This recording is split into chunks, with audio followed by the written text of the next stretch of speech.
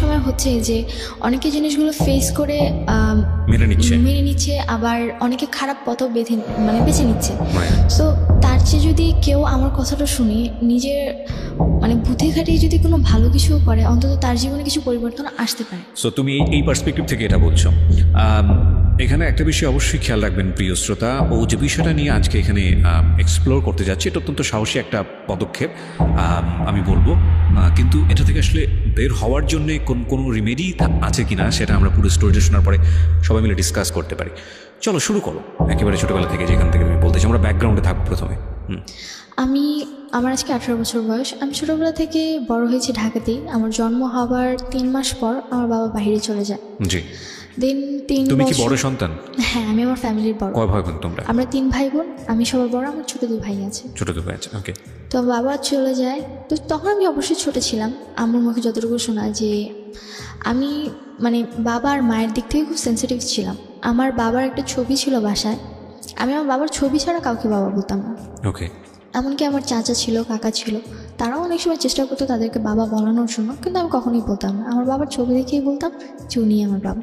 ওকে। And 3 বছর পর যখন আমার বাবা বাইরে থেকে আসে, সৌদি আরবে ছিল যখন আসে, তখন আমার বাবার গাল ভর্তি দাঁড়িয়ে ছিল। অ্যান্ড 3 বছর আগে সে যেমন ছিল বা আমার ছবিতে যেরকম ছিল সেরকমটা ছিল না। দেন আমার মা আমার বাবাকে পরিচয় করে দেয় যে আমি আমার বাবা উনি। তো স্বাভাবিক আমরা মায়ের মুখে শুনেই জানি যে ইনি আমার বাবা, বা আমাদের সাথে যাদের পরিচয় করে দেবে তারাই তাদেরই আমার পরিচয়ভাবে চিনি। তো আমি আমার বাবার ছবি দেখে তার সাথে যখন ফেস মিলাই, দেন আমার কাছে ভালো লাগেনি। অ্যান্ড ফেস মিলছিল না, অ্যান্ড ছোটো ছিলাম, বুঝিনি। অ্যান্ড আমি তাকে বাবা বলে মেনে নিইনি। শুধু তাই নয়, আমি কখনো তাকে বাবা বলে ডাকতামও না। দেন ধীরে ধীরে যখন আস্তে আস্তে বড় হতে লাগলাম, তখন তার ফেসের সাথে বুঝতে লাগলাম যে না, উনি আমার বাবা। দেন মেনে নিয়েছি।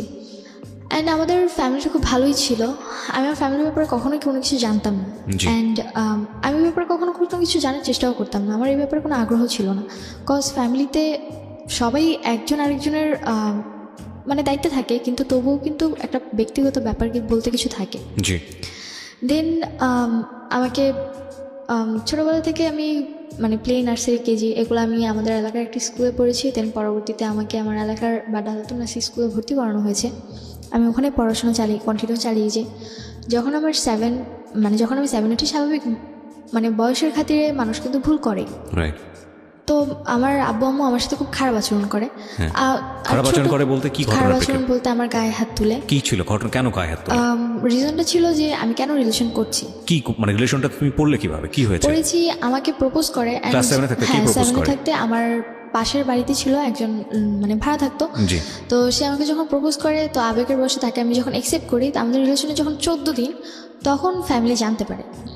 একটু থামাচ্ছি আমি। সেটা হচ্ছে যে পাশের বাড়িতে যে ছিল, ও কোন ক্লাসে পড়তো? পড়াশোনা করতো না।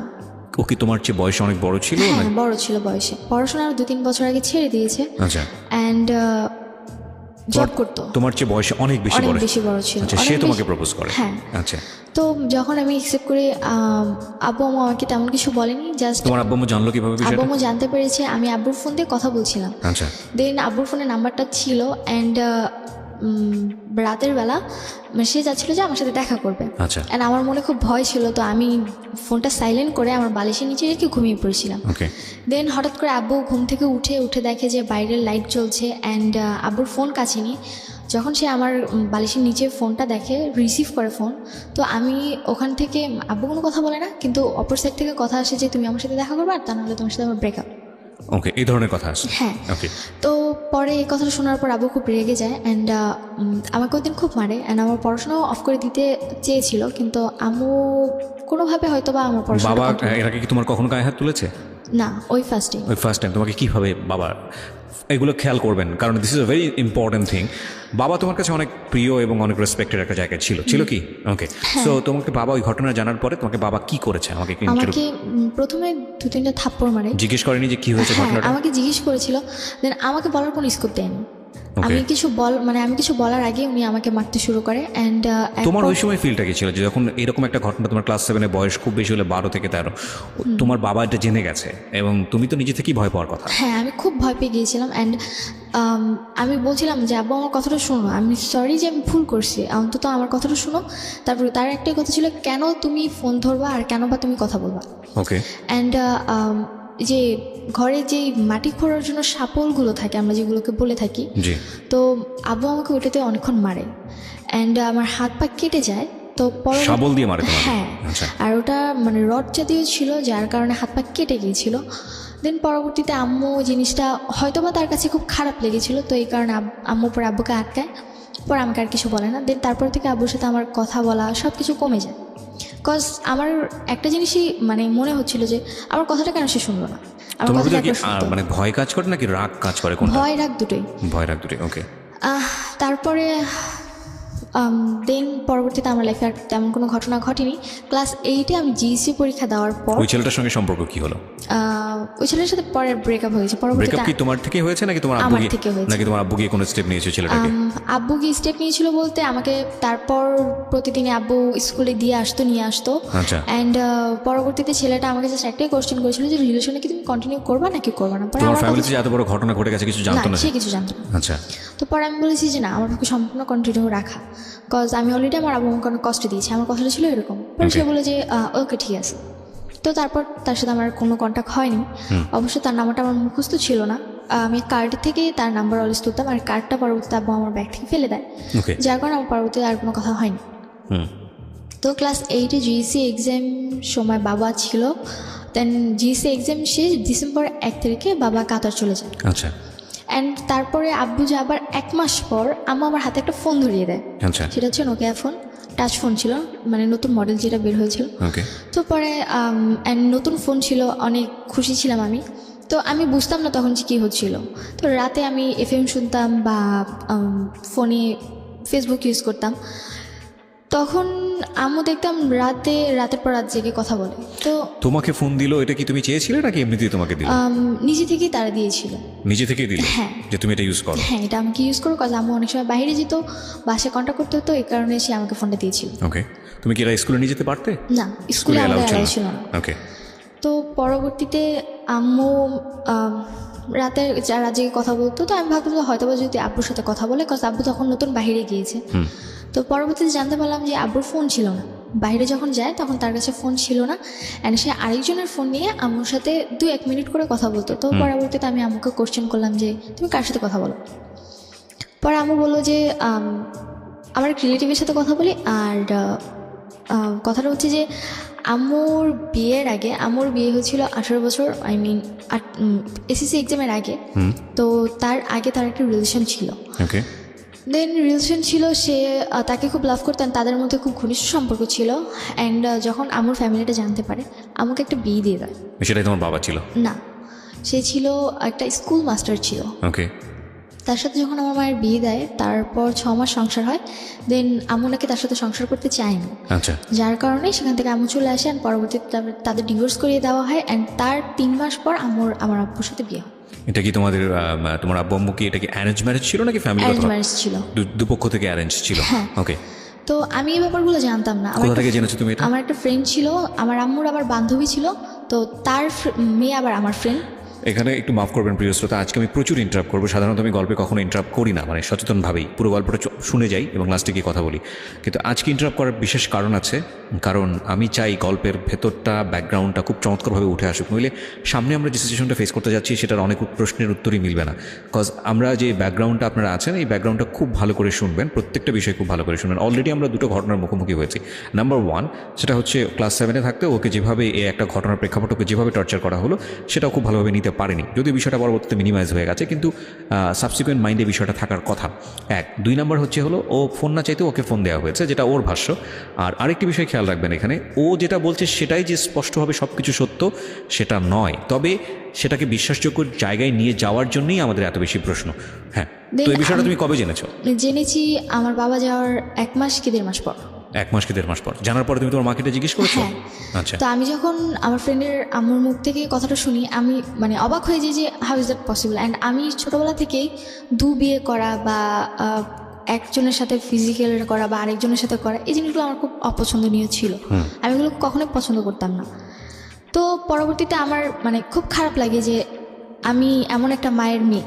তবুও মানে এটা মনে হয়েছিল যে না, এখন হয়তো বা আমার মা খুব ভালো হয়ে গেছে বা সে হ্যাপি আছে আমার বাবাকে তুমি নিয়ে। কি করলে জানার পরে? জানার পর আমি বাসায় আসছি, সেদিন আমি আম্মুকে কিছুই বলি না। পরের দিনটা ছিল ফ্রাইডে। তো আমার স্কুল অফ ছিল। আমি ঘুম থেকে উঠছি ওই দিন 10টার দিকে। অ্যান্ড উঠার পর আমার মানে মন মানসিকতা ভালো ছিল না। অ্যান্ড আম্মু আমাকে বকাবকি করতেছিল যে কেন তুমি এত লেট করে ঘুম থেকে উঠছো, আর এত লেট করে কেউ ঘুম থেকে উঠে পড়াশোনা করো না, শুধু বাইরে আড্ডা মারো, আবার ফোন নিয়ে সারাক্ষণ টিপাটিপি করতে থাকো, কেন তুমি এগুলো করছো? তো পরবর্তীতে আমি আম্মুকে কোশ্চেন করলাম যে একটা সময় তো তুমি এগুলো করছো। আমার কথাটা ফার্স্টে এরকম ছিল, ফার্স্ট ছিল যে একটা সময় তুমি তুমি এরকম এরকম করেছো। করেছো। Note that point please. হ্যাঁ, অ্যান্ড পরবর্তীতে আম্মু বলল যে আমি এগুলো করেছি মানে। তো আম্মু তখন রুটি বানাচ্ছিল, হাতে বেলুন ছিল। পরে আমি বললাম যে কেন তুমি করনি, তোমার আগে একটা রিলেশন ছিল, অ্যান্ড পরবর্তীতে জানলাম যে তোমার আরও নাকি আরেকটা বিয়েও ছিল। তো আমি তোমার মেয়ে, আমি তোমার সাথে যেমন সব কিছু শেয়ার করি, তোমার উচিত আমার সাথে সব কিছু শেয়ার করা, কাজ আমরা বন্ধু। পরে আম্মু আমাকে মানে হয়তো তার মাথা বেশি গরম হয়ে গিয়েছিলো, কথা বলার ধরনটা হয়তো আমার ভালো ছিল না, তো এই কারণে উনি আমাকে বেলুন দিয়ে 2টা বাড়ি মারে। ওই সময়? হ্যাঁ। অ্যান্ড তখন আমার মাথায় আরও বেশি গরম হয়েছে যে আমি অলরেডি জেনেছি অন্য কারোর কাছ থেকে, তোমাকে জিজ্ঞাসা করছি, তুমি আমাকে সুন্দরভাবে অ্যান্সার না দিয়ে তুমি আমার গায়ে হাত তুলছো কেন? তো আমি পরবর্তীতে আমার সাথে অনেক তর্ক করি, আমি আর কোনো কথা বলি না। তোমাকে একটু থামাচ্ছি। 2টো পয়েন্ট আমরা গিয়েছি এবং 2টো পয়েন্টই খুব সেন্সিটিভ পয়েন্ট। আমি কারণ গল্পটা যখন সামনের দিকে চলে যাবে তখন আপনারা এগুলো ভুলে যাবেন। আমি 2টো পয়েন্টে একটু 2 মিনিট কথা বলতে চাই। নাম্বার 1, যখন ওকে গায়ে হাত তোলা হলো ক্লাস 7 অবস্থায়, ওর একটা সম্পর্কে জড়িয়ে যাওয়া, এবং এই সময় ওর কিন্তু ভালো মন্দ বোঝার বয়স না। এই বিষয়টা প্যারেন্টসদের খুবই সেন্সিটিভলি ডিল করা উচিত। কেন ডিল করা উচিত? ওর লাইফে একটা সময় সম্পর্ক আসবে, সেটা খুব স্বাভাবিকভাবেই হবে। ওকে প্রথমেই যদি এই ধরনের একটা ধারণা দিয়ে দেওয়া হয়, তাহলে স্বাভাবিকভাবেই অন্য কোনো যখন পরিণত বয়সে একটা সম্পর্ক আসার কথা, তখন ওর মাথার মধ্যে কিন্তু এই জিনিসটা কাজ করবে, যেটা খুব খারাপ জিনিস, এবং ওইটা তো স্বাভাবিক হতে পারবে না। এটা একটা। আরেকটা বিষয় যেটা যে এতে হিতে বিপরীত হতে পারে, মানে ওর গায়ে যেভাবে হাত তোলা হয়েছে তাতে করে কিন্তু খুব রাফ ডিসিশন নিয়ে ফেলতে পারে, কারণ বয়সটা খুবই ইয়াং বয়স। তো সেই জায়গাটা থেকে ওকে ডিল করা উচিত ছিল খুব সফটলি, যেটা প্যারেন্টস করেননি।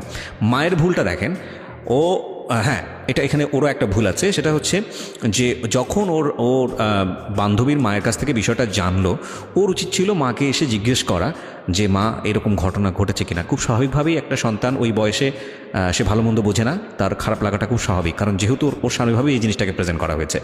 কিন্তু ও সেটা করেনি, এবং এর প্রেক্ষাপটে ওর মা এসে যেই ব্যবহারটা করলো সেটা আরও ভয়ানক রকমের ভুল। একটা জিনিস আমরা হয়তো অ্যাকসেপ্ট করে নিলাম, যেহেতু ওর বয়স ছোট এবং ও যেহেতু বিষয়টা বোঝেনি, ও এসে ও মাকে ওইভাবে বলতে পারেনি, সে কারণে সে খুব রাফলি জিনিসটাকে প্রেজেন্ট করেছে। কিন্তু ওর মার উচিত ছিল বিষয়টা ওর কাছ থেকে খুব সুন্দর করে জেনে তারপর ওকে খুব সুন্দর করে বুঝিয়ে দেয়া। আমরা যেই প্রযুক্তির যুগে বসবাস করি, সেখানে আমাদের সন্তানেরা আমাদের অতীত জানবে না, এটা হতেই পারে না। আমাদের অতীত তারা জানবেই। একটা সময় যদি আপনি ভুল করে থাকেন বা কোনো একটা বিপদের মধ্যে পড়ে থাকেন বা যাই কিছু করে থাকেন না কেন, এই প্রযুক্তির যুগে সব কিছু ডকুমেন্ট থেকে যায়, এবং একটা সময় গিয়ে আপনার সন্তান সেটা জানবেই। সুতরাং সেটার জন্য আপনার একটু প্রিপেয়ার থাকা উচিত যে আপনি বিষয়টাকে কত সফটলি আপনি আপনার সন্তানকে খুব সুন্দর করে জিনিসটা বোঝাবেন, যাতে করে তার মানসিকভাবে কোনো ধরনের সে বিপর্যয়ের মুখে না পড়ে। হ্যাঁ, বলো তারপর। তারপর থেকে আমার সাথে হ্যাঁ গায়ে হাত তুলো। পরে আমার সাথে আমার আর কোনো কথা বলি না, আমি রাগ করে আমার সাথে কথা বলি না। কিন্তু ওই প্রশ্নের উত্তর কি দিল তোমার মা তুমি যখন বললা এটা? প্রশ্নের পরবর্তীতে আম্মু আমাকে আর কিছু বলেনি, শুধু এইটুকুই গায়ে হাত তুললো। হ্যাঁ গায়ে হাত তুলেছে, আর পরে এটাই বলেছে যে আমাদের ব্যাপারে তোমার না জানলেও চলবে। Oh, this is a big mistake, big mistake. Okay. And এটা বলেছিল যে আমাদের ব্যাপারে তোমার না জানলেও চলবে, অ্যান্ড নিজের লাইফের ব্যাপারে ফোকাস দাও, তোমার ফ্যামিলির ব্যাপারে এত কিছু জানার প্রয়োজন নেই। তারপর আম্মুর সাথে আমার কথা হয়নি 2-3 দিন, অ্যান্ড তারপরে দেখি যে আম্মু একজনের সাথে কথা বলে অ্যান্ড বাইরে গিয়ে দেখা করে। তখন কি তুমি তোমার মার সঙ্গে স্বাভাবিক ছিলে, কথাবার্তা বলতে, নাকি একদম চুপচাপ? নরমালি ওরকম কথা হতো না, জাস্ট খেয়েছো কিনা বা খাবা কিনা বা স্কুলে যাবা কিনা। তোমার কোনো ফ্রেন্ড ছিল ওই মুহূর্তে তাদের সাথে তুমি এই বিষয়গুলো শেয়ার করতে? না, আমার আসলে আমি ছোটোবেলা থেকে আমি স্কুলে পড়তাম, কিন্তু আমার ছোটোবেলার স্কুল লাইফটা ছিল সবচেয়ে খারাপ। কেন? কজ আমি স্কুল লাইফে আমি কখনো কোনো ফ্রেন্ড করতাম না। আমার নিজের কাছে খুব খারাপ লাগতো, কজ সবার ফ্যামিলি এত সুন্দর, অ্যান্ড আমি সবসময় একটা জিনিস চাইতাম যে আমার সবার মায়েরা তাদের স্টুডেন্টসকে মানে বাচ্চাদেরকে নিতে আসে, আমি চাইতাম যে আমার আম্মু যেন আমাকে নিতে আসে। যদিও যে বছরে যদি 2-1বারও সে আমাকে আনতে যেত, মানে তার চেয়ে মানে সেদিনটা মনে হতো যে আমার ঈদের মতো খুশি যে সে আমাকে নিতে আসছে। নিতে যেত না কেন, কোনো কারণ ছিল? নিতে যেত না, তখন আমার ছোট ভাই হয়েছিল, অ্যান্ড তার একটাই কথা ছিল যে তোমার ছোট ভাইকে বাসায় রাখতে হয়, দেখতে হয়। তো আমি বাসায় কি করে কেউ যাবো? ছিল না? না, বাসায় কেউ ছিল না। সো তুমি তোমার জায়গা থেকে এটা ফিল করতে, কিন্তু তোমার মায়ের জায়গা থেকেও বিষয়টা লজিক্যাল ছিল। হ্যাঁ, লজিক্যাল ছিল। তো কিন্তু তোমাকে এই সুন্দর কারণে করে আমি কিছু বোঝাতো না বলতাম বিষয়টা যে দেখো বাবা আমার এরকম সমস্যা, যে কারণে না, নিতে যেতে এরকম পারে? কখনো বুঝাইনি। মানে আচ্ছা। আমার মায়ের আচরণ ছোটবেলা থেকে অনেক রাফ ছিল, Rough। অ্যান্ড একটা মা উনি তো একটা মানুষের নিম্ন স্তরে যেই বকাবকি করে বা স্ল্যাং, হ্যাঁ কটু কথা বলা। কটু কথা বলে, মানে একটা মানুষের নিম্ন স্তরের চেয়েও নিচু কথা উনি আমাকে বলতো। আমি আগেই বলেছি আজকে আমি অনেক ইন্টারাপ্ট করব। আমি আপনাদের যারা রেডিওতে এটা শুনছেন তাদের হয়তো মনে হতে পারে যে এটা কীভাবে সম্ভব। আমি আমার একটা গিবত হয়েছে, আল্লাহ মাফ করুক। আমি জাস্ট একটা এক্সাম্পল দিই। আমার পাশের বাসায় এরকম একটা ঘটনা ঘটে রেগুলারলি। মেয়েটার বয়স আমি জানি না, এবং হঠাৎ করে সেদিন আমি শুনছিলাম, বাসায় ছিলাম অল্প সময়ের জন্য, মা এবং মেয়ের কনভারসেশন। মা মেয়েকে যেভাবে গালি দিচ্ছে, যে কথাগুলো বলছে, সেটা আমার কাছে কোয়াইট আনথিঙ্কেবল মনে হয়েছে। এবং মাঝে মাঝে দেখছিলাম যে মেয়েটার প্রতিবাদ করছে, ছোটো ছোটো অল্প অল্প প্রতিবাদ করছে। তোমার একটা সময় মনে হচ্ছিল যে এই মেয়েটার ভয়েসটা একটা সময় লাউড হয়ে যাবে, মা তখন আর কিছু বলতে পারবে না। কারণ বিষয়টা আসলে তাই হয়, আমরা যত কিছুই থাকি না কেন, হয়তো ওই মায়ের লাইফে একটা গল্প আছে, সে অনেক বেশি ফ্রাস্ট্রেটেড, নিশ্চয়ই আছে, নইলে মেয়ের সঙ্গে এত খারাপ ব্যবহার কেন করবে। কিন্তু এটা একটা না, মানে শস্য জমির মতো, আপনি যে কাজটা করছেন সেটার রেজাল্ট আপনাকে পেতেই হবে। এবং আপনি একজনের উপর ফ্রাস্ট্রেটেড হয়ে যদি আপনি আপনার সন্তানের সাথে খারাপ ব্যবহার করেন, আপনার সন্তান এটা কড়াই গন্ডে আপনাকে দিয়ে দিবে, ব্যাগ দিয়ে দিবে। যাই হোক, বলেন তারপর। তো আমার সাথে প্রচুর খারাপ ব্যবহার করতো, উঠতে বসতে খেতে বসলে অনেক খারাপ আচরণ করতো। অ্যান্ড মানে মাঝে মধ্যে নিজের কাছে এটা মনে হতো যে আল্লাহ কেন আমাকে বাঁচায় রাখছে, বা আমি কেন মরে যাই না। ওকে। তো এক পর্যায়ে সুইসাইড অ্যাটেম্পের চিন্তা করলাম ওই যে ক্লাস 7 থাকতেই, তখন আমি ক্লাস 9-এ Class 9 প্রথম দিকে ভর্তি হয়েছি। ওকে। তো ইচ্ছে করছিল যে বেঁচে থাকার চেয়ে মরে যাওয়াটা হয়তো আমার কাছে অনেক বেশি বেটার। তো আমার আম্মুর সাথে একটা ছেলের মানে নর্মালি কথা হতো, আমি শুধু জানতাম, কখনো দেখিনি। তো হঠাৎ একদিন রোজার মাস, তখন আমার বাসায় আসছে সে। তো তখন আমার বাসায় তাকে দেখে আমি অবাক যে কে এই লোকটা। অ্যান্ড সে দেখতে নর্মালি সুন্দর ছিল, তো আমার ভালো লাগে, কিন্তু আমি কখনো তাকে কথা বলতাম না। অ্যান্ড পরবর্তীতে যখন দেখলাম যে রাতের পর রাত আম্মু তার সাথে কথা বলতেছে, আমার নিজের কাছে তার প্রতি একটা ঘৃণা জন্ম নিল যে মানে একটা বিবাহিত মহিলা, তার সাথে কী করে সে এত রাত জেগে কথা বলে। আর সে জায়গায় কিনা সে অনার্স 3rd ইয়ারে পড়ছে, একটা ছেলে। নিজের কাছে খুব খারাপ লাগতো। আমি তাকে মাকে জিজ্ঞেস করলো না যে হ্যাঁ, ছেলেটা আমি বাসায় জিজ্ঞেস আসলে করেছি। ছেলেটাকে? সে ছিল, পরে বললো যে আমাকে পরিচয় করিয়ে দিল যে আমি তাকে আমার ভাই বলে জানি, তোমার মামা। তোমার মামা? হ্যাঁ, আমার মামা। পরে আমি বললাম যে আচ্ছা ঠিক আছে। তো আমি কখনো তার সাথে কথা বলতাম না, আমি পছন্দই করতাম না তাকে, কোনোভাবেই পছন্দ করতাম না, আমার বিরক্ত লাগতো তাকে দেখলে।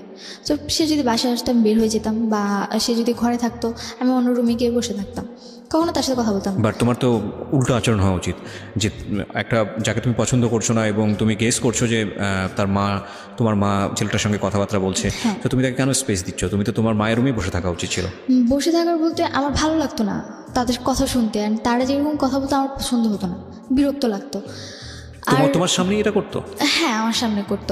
পরবর্তীতে চলে যেতাম, মানে তারা একসাথে বসে কথা বলতো, আবার ছেলেটা আমার হাত ধরতো, এগুলো আমার পছন্দ ছিল না। তোমার সামনে এটা করতো? হ্যাঁ, আমার সামনে এটা করতো। তোমাকে অ্যাভয়েড করতো? তুমি এগুলো পছন্দ করতে না? অ্যাভয়েড বলতে যখন একটু বেশি মানে গভীর হয়ে যেত তখন আমাকে বলতো যে একটু বাইরে যাও, দেখো তোমার ভাই কোথায় আছে। জি জি জি জি।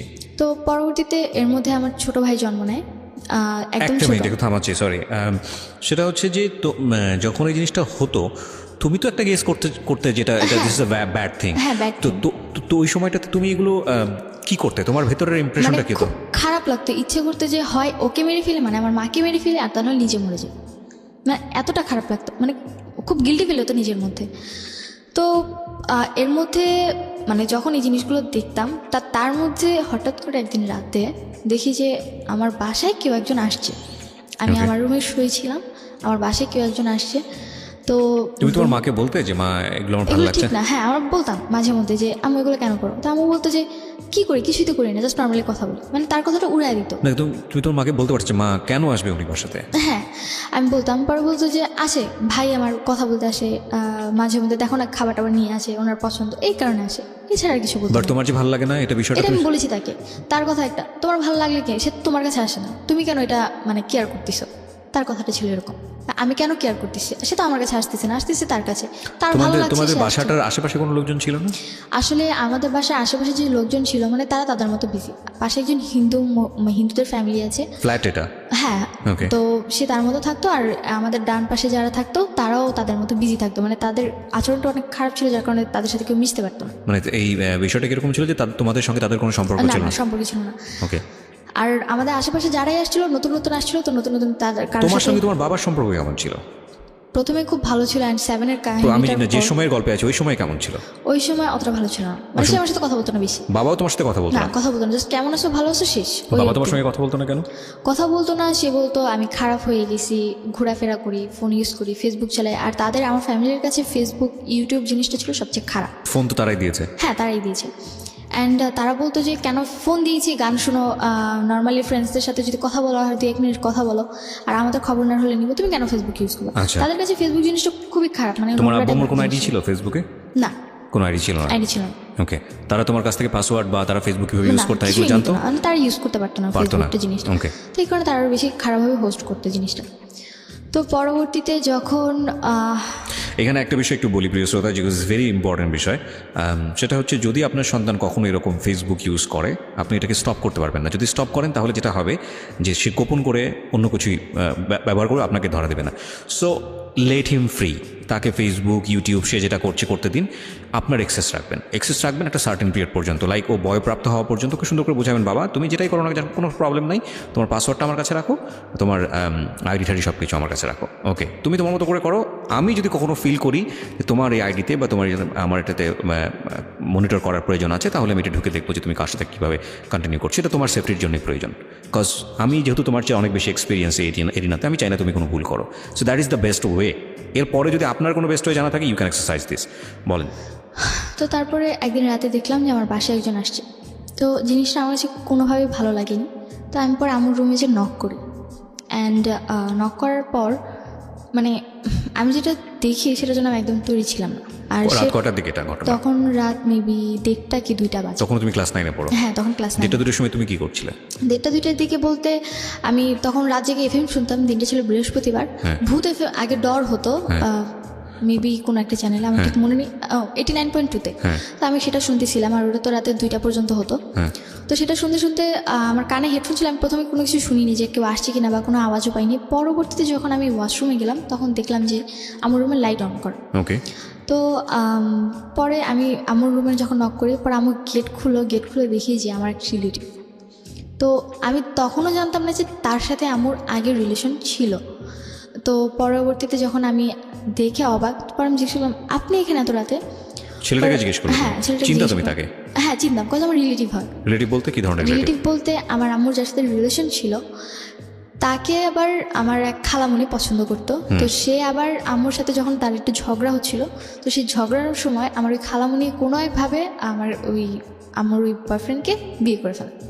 ওকে, বাট ওই সময়ে তুমি যাকে দেখলে তাকে তুমি আগে থেকে চিনতে কিনা? হ্যাঁ, আগে থেকে চিনতাম। আগে থেকে কিভাবে চিনতে? বিকজ খালামণির সাথে কয়েকবার আমাদের বাড়িতে আসছে, ওকে। তো সেভাবে আমি চিনি। খালামণি মানে কি আপন খালামণি ছিল নাকি আপন না, একটু দূরে। তোমার মায়ের বান্ধবী ছিল? না, আমার আম্মুর খালার মেয়ে।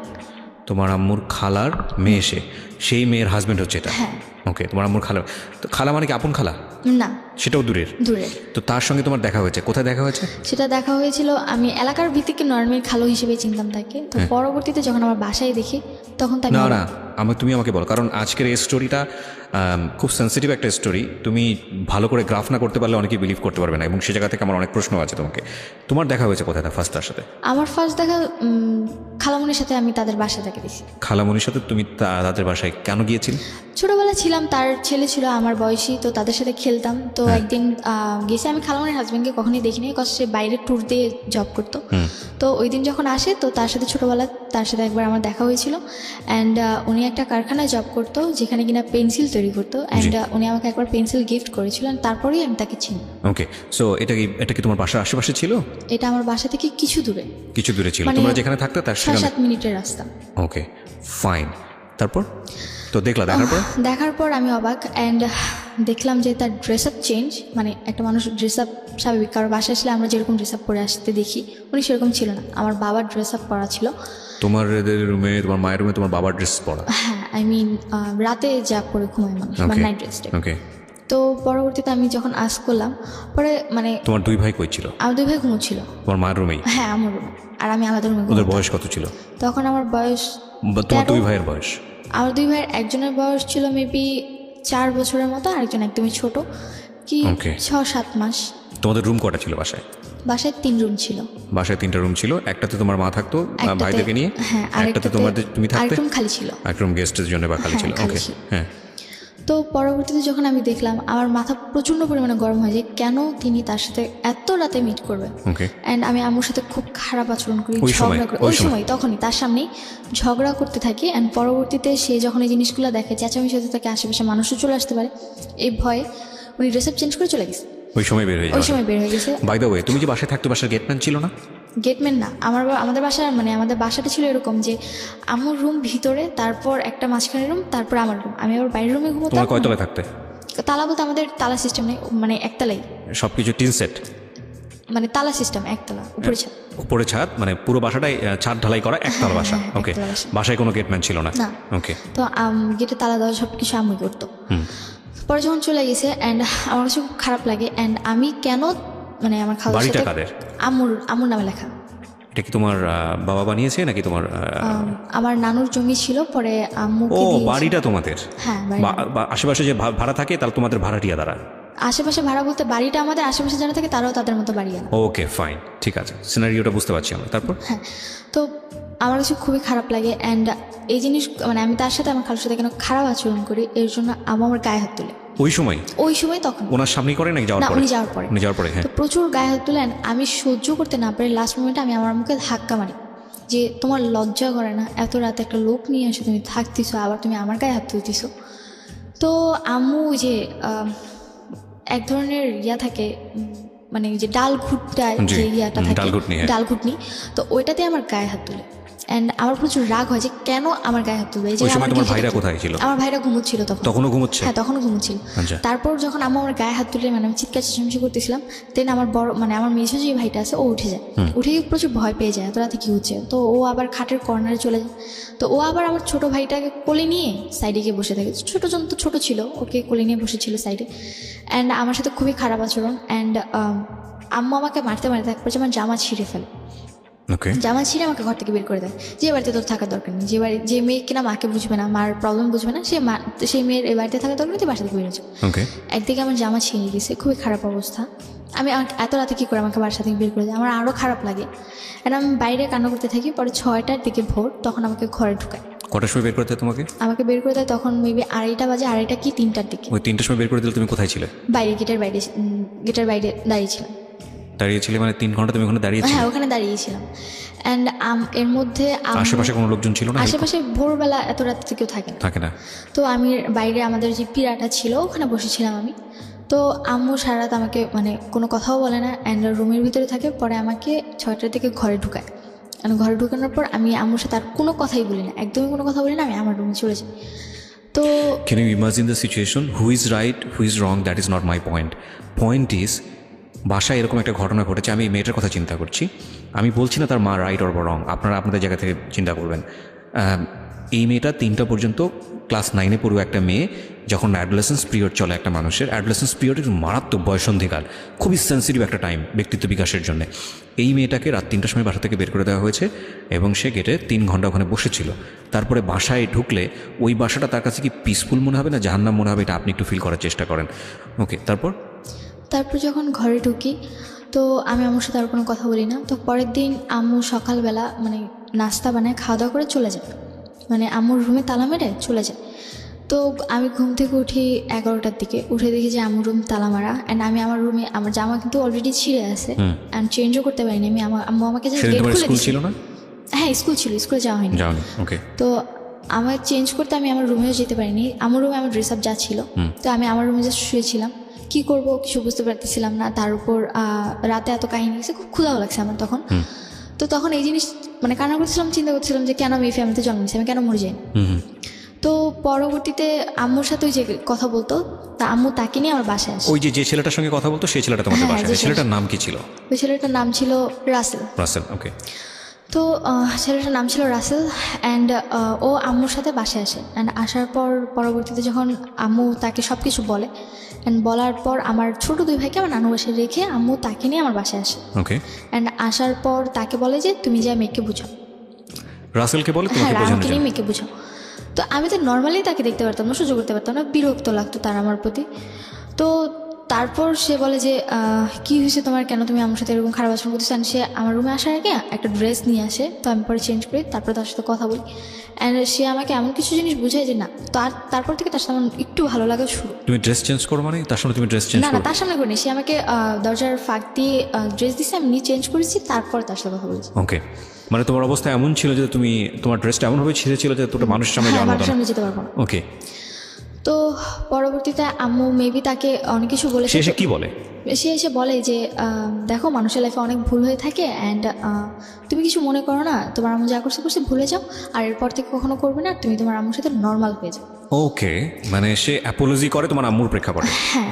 তো পরে আমি বললাম যে সে কেন এগুলো করতেছে, আমার তো ভালো লাগে না, অ্যান্ড আমি তো পড়াশোনা করতেছি, সে কেন এগুলো বুঝে না, আমিও তো খারাপ হয়ে যেতে পারি তার এই জিনিসগুলো দেখে। পরে সে বললো যে কেন, তুমি তো বুঝো তাই না, তুমি তো একেবারেও বাচ্চা না, তোমার অলরেডি 13-14 বছর বয়স, তো বুঝো যেহেতু তুমি খারাপ হবে না, এটা আমার তোমার প্রতি বিশ্বাস। আর আমি এটা মনে করি যে তোমার আম্মু যা করছে এরপর থেকে আর কখনো করবে না, সে আমাকে গ্যারান্টি দেয় যে আর কখনো করবে না। তো হয়তো বা সে আম্মুকে বোঝায় যে না, আমি অনেক আপসেট আছি বা অনেক খারাপ মোমেন্টস আছি, তো এই কারণে সে বলে যে বাইরে ঘুরতে নিয়ে যাবে। তো তার 2-3 দিন পর, 2-3 দিন আম্মুর সাথে আমার তেমন একটা কথা হয় না, জাস্ট নর্মালি আম্মু মাঝে মধ্যে যদি জিজ্ঞাসা করে যে যা হয়েছে ভুলে যাও, তো জাস্ট খাওয়া দাওয়া এইটুকুই। ও, এগুলো বলে যে যা হয়েছে হয়েছে ভুলে যাও, মানে এক ধরনের ছোটখাটো অ্যাপোলজি তার পক্ষ থেকে ছিল। ওকে, এবং তুমি বুঝতে পারছিলে যে মা খুব খারাপ একটা কাজ করেছে? হ্যাঁ, কাজ করেছে, আর যেহেতু সে বলেছে ভুলে যাও, তো আমি ভাবলাম যে হয়তো বা ভুলে যাওয়াটাই বেটার, এই জিনিসগুলো যত বড় করবো আরো বড় হবে। তো তারপরে তুমি এই রাসেল ছেলেটাকেও তো তুমি বলতে পারতে যে তুমি রাসেল ছেলেটার সঙ্গে মেশা বন্ধ করে দাও। হ্যাঁ, আমি তাকে মানে তার সাথে আমার এরকম কোনো কথা হতো না। আচ্ছা, মানে মার সঙ্গে তুমি এত ইজি ছিল না? এত ইজি ছিলাম না। তো বাবাকে ওই সময়টাতে কি, ওই ঘটনার পর কি বাবাকে জানাচ্ছিল? পর আমার মায়ের সাথে বাবার কথা হয়, অ্যান্ড আমার মা আমার বাবাকে আমাকে এমনভাবে উপস্থাপনা করে যে আমি 4-5টা ছেলের সাথে রিলেশন করতেছি, আমি তাদের সাথে ঘুরতে যেতে যাচ্ছি, বাইরে যেতে যাচ্ছি, আমাকে দিচ্ছে না, এই কারণে আমি আম্মুর সাথে খারাপ আচরণ করতেছি, অ্যান্ড তার গায়ে হাত তুলছি। আমার বাবার কাছে আমার উপস্থাপনাটা ছিল এরকম। ওকে, এটা তুমি পরবর্তীতে গিয়ে জেনেছো? এটা আমি পরবর্তীতে জেনেছি। ফাইন, আমি স্টেপ বাই স্টেপ যাই, তারপর কি হলো? তো তারপর 2-3 দিন পর আমাকে চিড়িয়াখানা ঘুরতে নিয়ে যায়, অ্যান্ড হ্যাঁ রাসেল, আমার আম্মু, আমি, আমার ছোটো দু ভাই, তো আমরা সবাই মিলে ঘুরতে যাই। অ্যান্ড ওই দিন যাওয়ার পর আমি আমার আম্মুর সাথে অনেকটা ফ্রি হই, যে না, ওই দিন তার আচরণটা অনেক ভালো ছিল, আমার কাছে খুব ভালো লাগে। অ্যান্ড আমি কখনো আমার আম্মুর কান্না সহ্য করি, যাই হোক আমার আম্মু যদি একবার কান্না করে তারপর আমার আর কিছু দরকার নেই। তো পরে রাসেলের সাথে ঘুরতে যাই, অ্যান্ড ওইখানে দেখি যে রাসেল আমাদের ফুল ফ্যামিলিকে খুব ভালোভাবে হোস্ট করতেছে, আই মিন টেক কেয়ার করতেছে, জিনিসটা আমার খুব ভালো লাগে। অ্যান্ড আমার টেক কেয়ারটা খুব বেশি করতেছে। এই ধরনের ব্যাপার কি তুমি তোমার বাবার কাছে কখনো পেয়েছো, যে লাইক তোমার বাবা তোমাদের কোথাও নিয়ে যাও? কখনো কোথাও নিয়ে যায়নি আমাদেরকে। আমার যে 13-14 বছর বয়সে আমি কখনো আমার বাবাকে আমাকে মার্কেটে নিয়ে যেতে দেখি। আজকের এই স্টোরিটা is very sensitive story, cause আপনারা বুঝে গেছেন এতক্ষণে যে স্টোরিটা কোন দিকে যাবে। কিন্তু স্টোরি ওই মোমেন্টের জন্য যারা ওয়েট করতেছেন তাদেরকে আমি বলবো যে লিভ দ্য স্টোরি, শোনার দরকার নেই আপনাদেরকে। কজ আজকের স্টোরির লেসনটা একটা মেয়ের বড় হয়ে ওঠা, মেয়ের জায়গাটা একটা ছেলেও হতে পারে, তার বড় হয়ে ওঠা এবং অত্যন্ত গোপনীয় একটা সামাজিক টানাপোড়েন বা ফ্যামিলিগত একটা টানাপোড়েন, সেই জায়গাটাকে তার ব্যক্তিত্ব বিকাশ, সব কিছু মিলিয়ে এটা খুব টাফ অ্যান্ড ভেরি সেন্সিটিভ একটা স্টোরি। এবং এই জায়গাটা থেকে আপনাদের যদি কিছু নেবার থাকে যে না, আমি আমার সন্তানকে কীভাবে বড় করবো, আমার সন্তানের সাথে আমার আচরণটা কী হওয়া উচিত, বা সন্তান হয়ে বাবা মার প্রতি আমার কী পরিমাণ রেসপেক্ট দেখানো উচিত, কোন জায়গাটাতে আমাকে প্রাইভেসি মেনটেন করা উচিত, কোন জায়গাটাকে আমাকে এক্সপ্লোর করা উচিত, তাহলে বলতে পারবো আমাদের সিক্রেটটা সার্থক। আর যারা এন্টারটেনমেন্ট হিসেবে নিচ্ছেন যে না কী হয় দেখার জন্য, প্লিজ লিভ দ্য স্টোরি। বলো তারপর।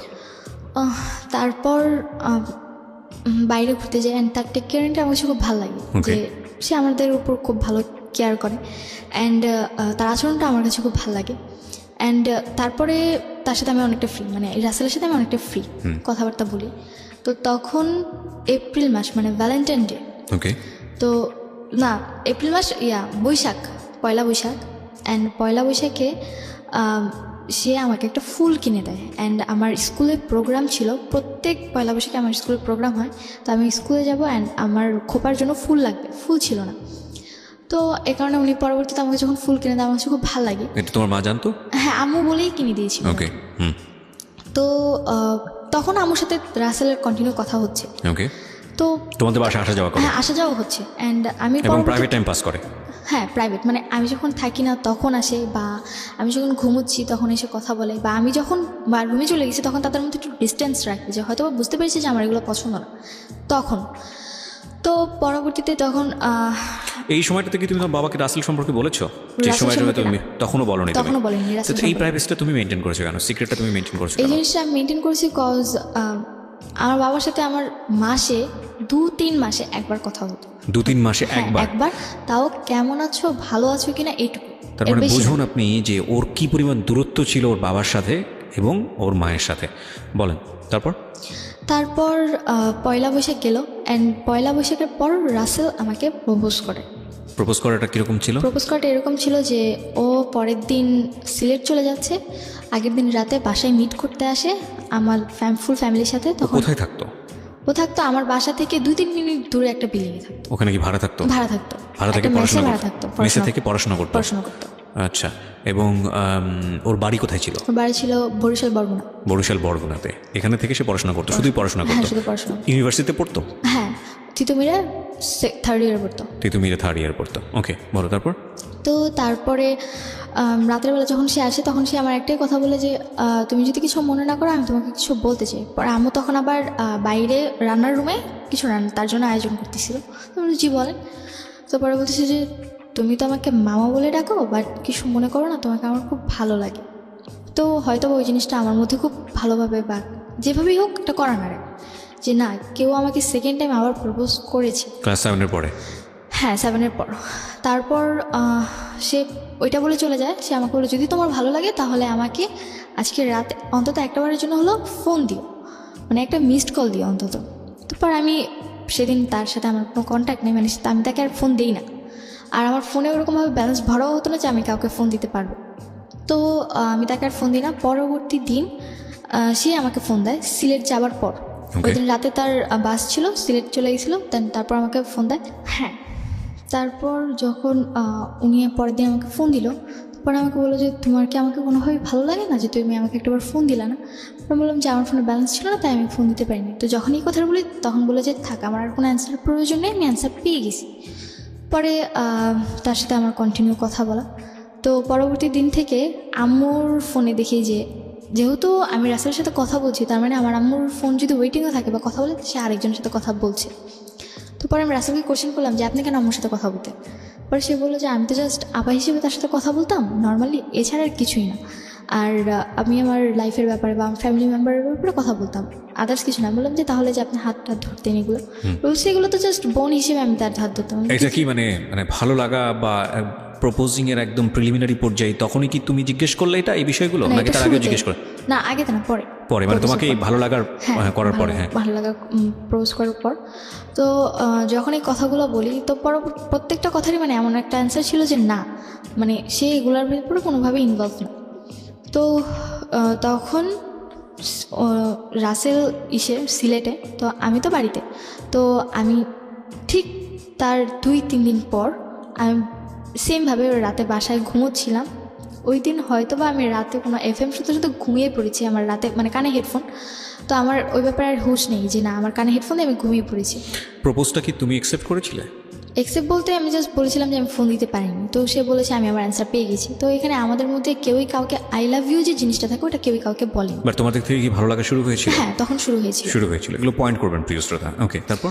তো পরে দেখি যে রাতের বেলা, তখন মেবি রাতের 3:30 কি 3:45 কাছাকাছি এরকম টাইম। তখন দেখি যে আমার কানে এখনও রেডিও চলছে অ্যান্ড ফোনে চার্জ একদম ব্যাটারি লো। তো পরে আমি উঠে ফোনের চার্জারটা আমার রুমে ছিল না, আমি আম্মুর রুমে চার্জার আনতে গেছি। তো আমাদের বাড়িতে কেউই রুম নক করে ঘুমোতো না। তো ওই দিন রাতেও দেখলাম যে আম্মুর রুম মানে নক ছিল না, ভেরানো ছিল এরকম টাইপের, কিন্তু ডিম লাইটটা অন ছিল, যেটা কিনা আম্মু অন করে ঘুমায় না। তো আমি ভাবলাম যে আম্মু হয়তো ঘুমিয়ে গেছে, রুমে গিয়ে ডিম লাইট অফ করে দিই। অ্যান্ড আমি রুমে ঢুকে এর আগের বার তো জাস্ট আমার খালুকে দেখেছিলাম, আমি নক করার পর তারা গেট খুলে। তো পরবর্তীবার আমি আবার ওপেনলি মানে যা দেখি সেটার জন্য আমি প্রপারলি প্রস্তুত ছিলাম না, একদমই না। অ্যান্ড আমার হাত থেকে ফোনটা পড়ে যায়, ব্যাটারি খুলে যায় ফোনের। টাচ ফোন ছিল তো, টাচটা ফেটে গিয়েছিল। তো আমি দেখে মানে একদমই সহ্য করতে পারিনি। দরজাটা আম্মুর রুমের দরজাটা জোরে মানে আটকে দিয়ে আমি আমার রুমে এসে দরজা আটকে মানে কী করবো তখন, মানে বাঁচবো না মরে যাবো সেটা চিন্তা করতেছিলাম। মানে কী ছিল বিষয়টা? বিষয়টা ছিল যে আমাদের মানে আমাদের যে বাসার গলিটা, ওই গলির প্রথম ঢুকতেই একটা বাড়ি থাকে, ওই বাড়িতে একটা ছেলে থাকতো। তো ও আবার মার্কেটে জব করতো। তো ওর সাথে নাকি আমার কথা আগে থেকেই মোটামুটি ছিল। অ্যান্ড সেদিন আমি স্টোরি জানতে চাচ্ছি না, তুমি আনএক্সপেক্টেড কাউকে ওখানে দেখেছো? হ্যাঁ, আনএক্সপেক্টেড, মানে আমি নর্মালি তাকে ওরকমভাবে চিনতাম না। যে যাকে দেখলে তুমি ওই রাতের পরে তাকে চিনেছো না তার আগে তুমি তাকে চিনতে? পরে চিনছি। পরে চিনেছো।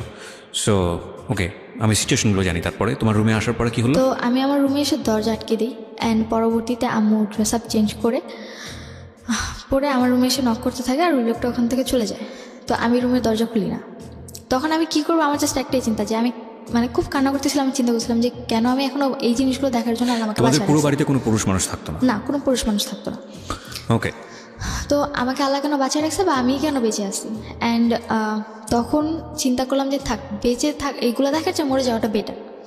তো তখন রাসেলের সাথে আমার ওরকম কথা নেই, বিকজ সিলেট যাবার পর জাস্ট ওই ফ্রি টাইম যখন হতো তো মানে ঘুরতে যেত, এই কারণে কথা বলতে পারতাম। সিলেটে সে কেন গিয়েছিল? তার বাড়িতে সিলেট বরিশালে? গিয়েছিল, বাড়ি না তার, সিলেট গিয়েছিল তার মেঝো ভাই ওখানে থেকে জব করতো। তো মেঝো ভাইয়ের সাথে দেখা করতে গিয়েছিল। তখন রাসেল কোথায়? সিলেটে? সিলেটে। ওকে।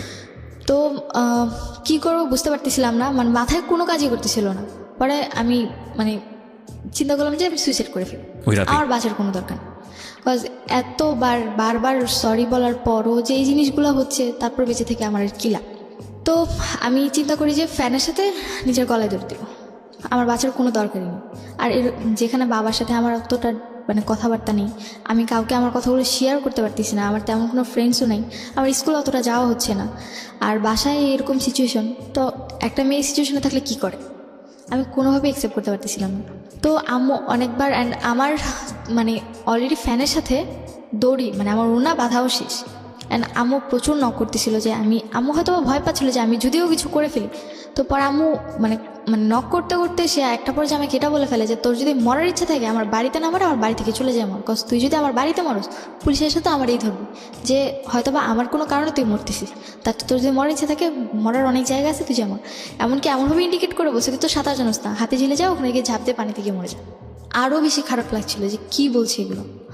দেন হাউ মাচ মানে ডেসপারেট শি ইজ। আমি জানি না কোনটা সত্য কোনটা মিথ্যা, কজ সেটা জাজমেন্ট করার অধিকারও এই শোন নাই, এবং সেটা করা সম্ভব না, কারণ it's not an investigative show. But এগুলো একটা ফ্যামিলিতে যদি হয় কী অবস্থা দাঁড়াবে, এবং মানে যে পক্ষর কথা বলছে সে পক্ষ কতটা ডেসপারেট এই বিষয়টাতে, ভয়ানক। বলুন তারপর আম্মু এরকম কথা যখন বারবার বলতেছিল তখন এতটা রাগ হলো নিজের ভিতর যে না, মরে গেলে তো মরেই গেলাম, মরে গেলে না কেউ আমার ব্যাপারে কিছু জানলো বা আমি না কাউকে কিছু বলতে পারতেছি না, আমি আমার মাকে ভালো করতে পারতেছি, তো আমি মরে গিয়ে কী করবো? তার চেয়ে ভালো মানে যতটুকু মানে তখন মনে হচ্ছিলো যে না, আমি একটা যুদ্ধের ময়দানে চলে এসেছি, আমাকে ফাইট করে বাঁচতে হবে। এখন যদি আমি ফাইট না করতে পারি তাহলে আমাকে কেউ মেরে ফেলবে। ক্লাস 9-এ বড় তখন আমি ক্লাস 9, আর মাঝামাঝি সময় মানে জুন জুলাই এরকম। পড়াশোনা করতে পারতে? পড়াশোনা বলতে আমার ওরকম পড়াশোনা হতো না, পরীক্ষার আগে রাতে যদি একটু পড়তাম তা ওই অবধিই হতো। তোমার গ্রুপ কি ছিল? আমার গ্রুপ ছিল কমার্স। Commerce, okay. অ্যান্ড ছোটোবেলা থেকেই মানে আমার আম্মু যেটা বলতো যে আমার বেশি পড়ার প্রয়োজন হতো না, যদি আমি অল্প পড়তাম তাহলেই আমার মানে সিলেবাস কভার হয়ে যেত। তো কী করবো বুঝতে পারতেছিলাম না। পরে আমি গেট খুললাম, অ্যান্ড গেট খুলে আম্মু দেখে যে মানে ওড়নাটা ফ্যানের সাথে বাঁধা। পরে আম্মু আমার হাত ধরে মানে চুলের মুঠি ধরে আমাকে তার রুমে নিয়ে গিয়ে ধাক্কা মারে। অ্যান্ড কী বলে ওয়াইড্রপ যে থাকে সেটার সাথে লেগে আমার কপালটা কেটে যায়। অ্যান্ড যখন আমার কপাল কেটে যায় তো পরে বলে যে তোর যখন এতই মরার ইচ্ছে এখানে কেন তুই মরবি, তুই বাইরে গিয়ে মর, তোর দরকার নেই এখানে থাকার বা এখানে বাঁচার। তো এই কথাগুলো যখন বলতেছিল খুব খারাপ লাগতেছিল। অ্যান্ড পরবর্তীতে সে আমাকে বেলুন নিয়ে মারতে শুরু করে। অ্যান্ড আমি লাস্ট অবধি সহ্য করতে না পেরে তার মানে সে যেমন আমাকে মারছে আমিও তাকে মারছি। মানে তুমিও গায়ে হাত তুলে? হ্যাঁ, গায়ে হাত তুলছি লাস্ট অবধি, বিকজ আমার সহ্য করার ক্ষমতা নেই। বিকজ এখন যদি আমি গায়ে হাত না তুলি তো হয় আমি মরে যাব, আর তা না হলে মানে কোনো একটা কিছু করে ফেলবো অঘটন। তো তার চেয়ে ভালো দেখি কি হয়। তো আমি তার গায়ে হাত তুলি। অ্যান্ড লাস্ট আমি তাকে মানে জাস্ট মানে যে ডাল ঘুটনি ছিল ওটা দিয়ে তার পায়ে দুটো বাড়ি দিই, এর বেশি আর কিছু করি না। অ্যান্ড এই জিনিসটা সহ্য করতে পারে না। ওই রাতে আমার মামাদেরকে, আমার খালামুনিকে, আমার নানুকে ফোন করে আম্মু ডাকায় আনে যে দেখো তোমাদের মেয়েগুলো কী করতেছে। তো পরে মামার সবাই আসলেন, আমার তো মাথায় একদমই সেন্স নাই বলতে গেলে। এরকম আমি সবার সামনে চিৎকার করে বলতেছি, আমার কি দোষ দেখতেছো তোমরা, আমি কি করছি, আমি গায়ে হাত তুলে দোষ করছি? তাহলে ও যে রাতের পর রাত ছেলে এনে বাসায় থাকে, লোক এনে বাসায় থাকলে এটা কি ওর দোষ না? তুই তো গাড়ি করছিলি। হ্যাঁ, তুই তো করে বলছি। তো পরে মামারা বলতেছিল যে এই মেয়ে তো পুরো খারাপ হয়ে গেছে, এর তো মানে মামাদের কথা এরকম ছিল যে আমি পুরোপুরি খারাপ হয়ে গেছি অ্যান্ড মায়ের নামে আজে বাজে কথা বলতেছি, সে যাই অন্যায় করুক না কেন সে আমার মা। কিন্তু আমার মাথায় তো ওটা নেই যে না, সে আমার মা, সে কেন অন্যায় করছে, আমার কথা এটা কেন করবে, এইটুকু আমার মাথায় ছিল। অ্যান্ড মামারা আমার সাথে প্রচুর খারাপ আচরণ করতেছিল। মানে তুমি যেগুলো বলছো সেগুলোকে তারা একদমই বিশ্বাস করে, একদমই বিশ্বাস করতেছে না। অ্যান্ড পরবর্তীতে মামারা বলতেছে যে তুই কোনো কথা বলিস না, ওরে মানে পুলিশদের ধরে দে। মানে আমার এক বড় মামা ছিল যে, সে বলতেছিল যে ওকে পুলিশদের ধরে দে, বল যে মাকে খুন করতে গেছে, পুলিশদের ধরা দিলে দেখবি এমনি জেলের ভাত খেয়ে ঠিক হয়ে যাবে। আবার নানু বলতেছিল যে এত কিছুর দরকার নেই, তাবিজ করে রাখ, দেখবি যে তুই যা বলবি তাই শুনবি। এরকম উল্টাপাল্টা কথা বলতেছিল। তখন তো আমার মাথায় আরও রক্ত যে আমি একটা প্রবলেমে পড়ে তাদেরকে এই জিনিসগুলো বলতেছি, অথচ তারা আমার সাথে এত খারাপ কেন? নোবডি লিসনিং ইউ, তারা তোমাকে কেউ শুনছে না। মানে আমি বলতে গেলে কোনো ফেল না একটা মানুষ, মানে আমি যা বলছি সবই বানোয়াট বলছি, কোনো সত্যি কথা বলছি না। খুব ক্রিটিক্যাল সিচুয়েশন প্রিয় শ্রোতা। এখানে যদি কেউ শুনেও সমাধানটা কী হবে, খুবই ক্রিটিক্যাল। একটু চিন্তা করবেন, আপনারা আপনাদের জায়গা থেকে হয়তোবা মার দিকে আঙ্গুল তুলছেন, হয়তো বাকি তাই তুলছেন, আমি ডেফিনেটলি শিওর। কিন্তু মা আর মেয়ের সম্পর্ক, তো যেটাই হোক না কেন মা আর মেয়ের সম্পর্ক, এই জায়গাটা কিন্তু একটা সমাধানের জায়গায় আসতে হবে। এবং এটার সমাধানটা কী? কজ এমন একটা হস্পিটালিটি সম্পর্ক গ্রো করেছে দুজনের মধ্যে, এবং এত ভয়ানক একটা রিজনে যেখানে সমাধান দেওয়ার মতো কেউ নেই, এবং পুরোপুরি ওর পক্ষে কেউ নেই, সবাই নিচ্ছে ওর মায়ের পক্ষে। সেটাই হয়তোবা তাদের জায়গা থেকে স্বাভাবিক ছিল। এবং এটা আসলে কোন জিনিসটাকে কাটবে, পক্ষ নিলেই বা একটা সমাধানটা কী হবে?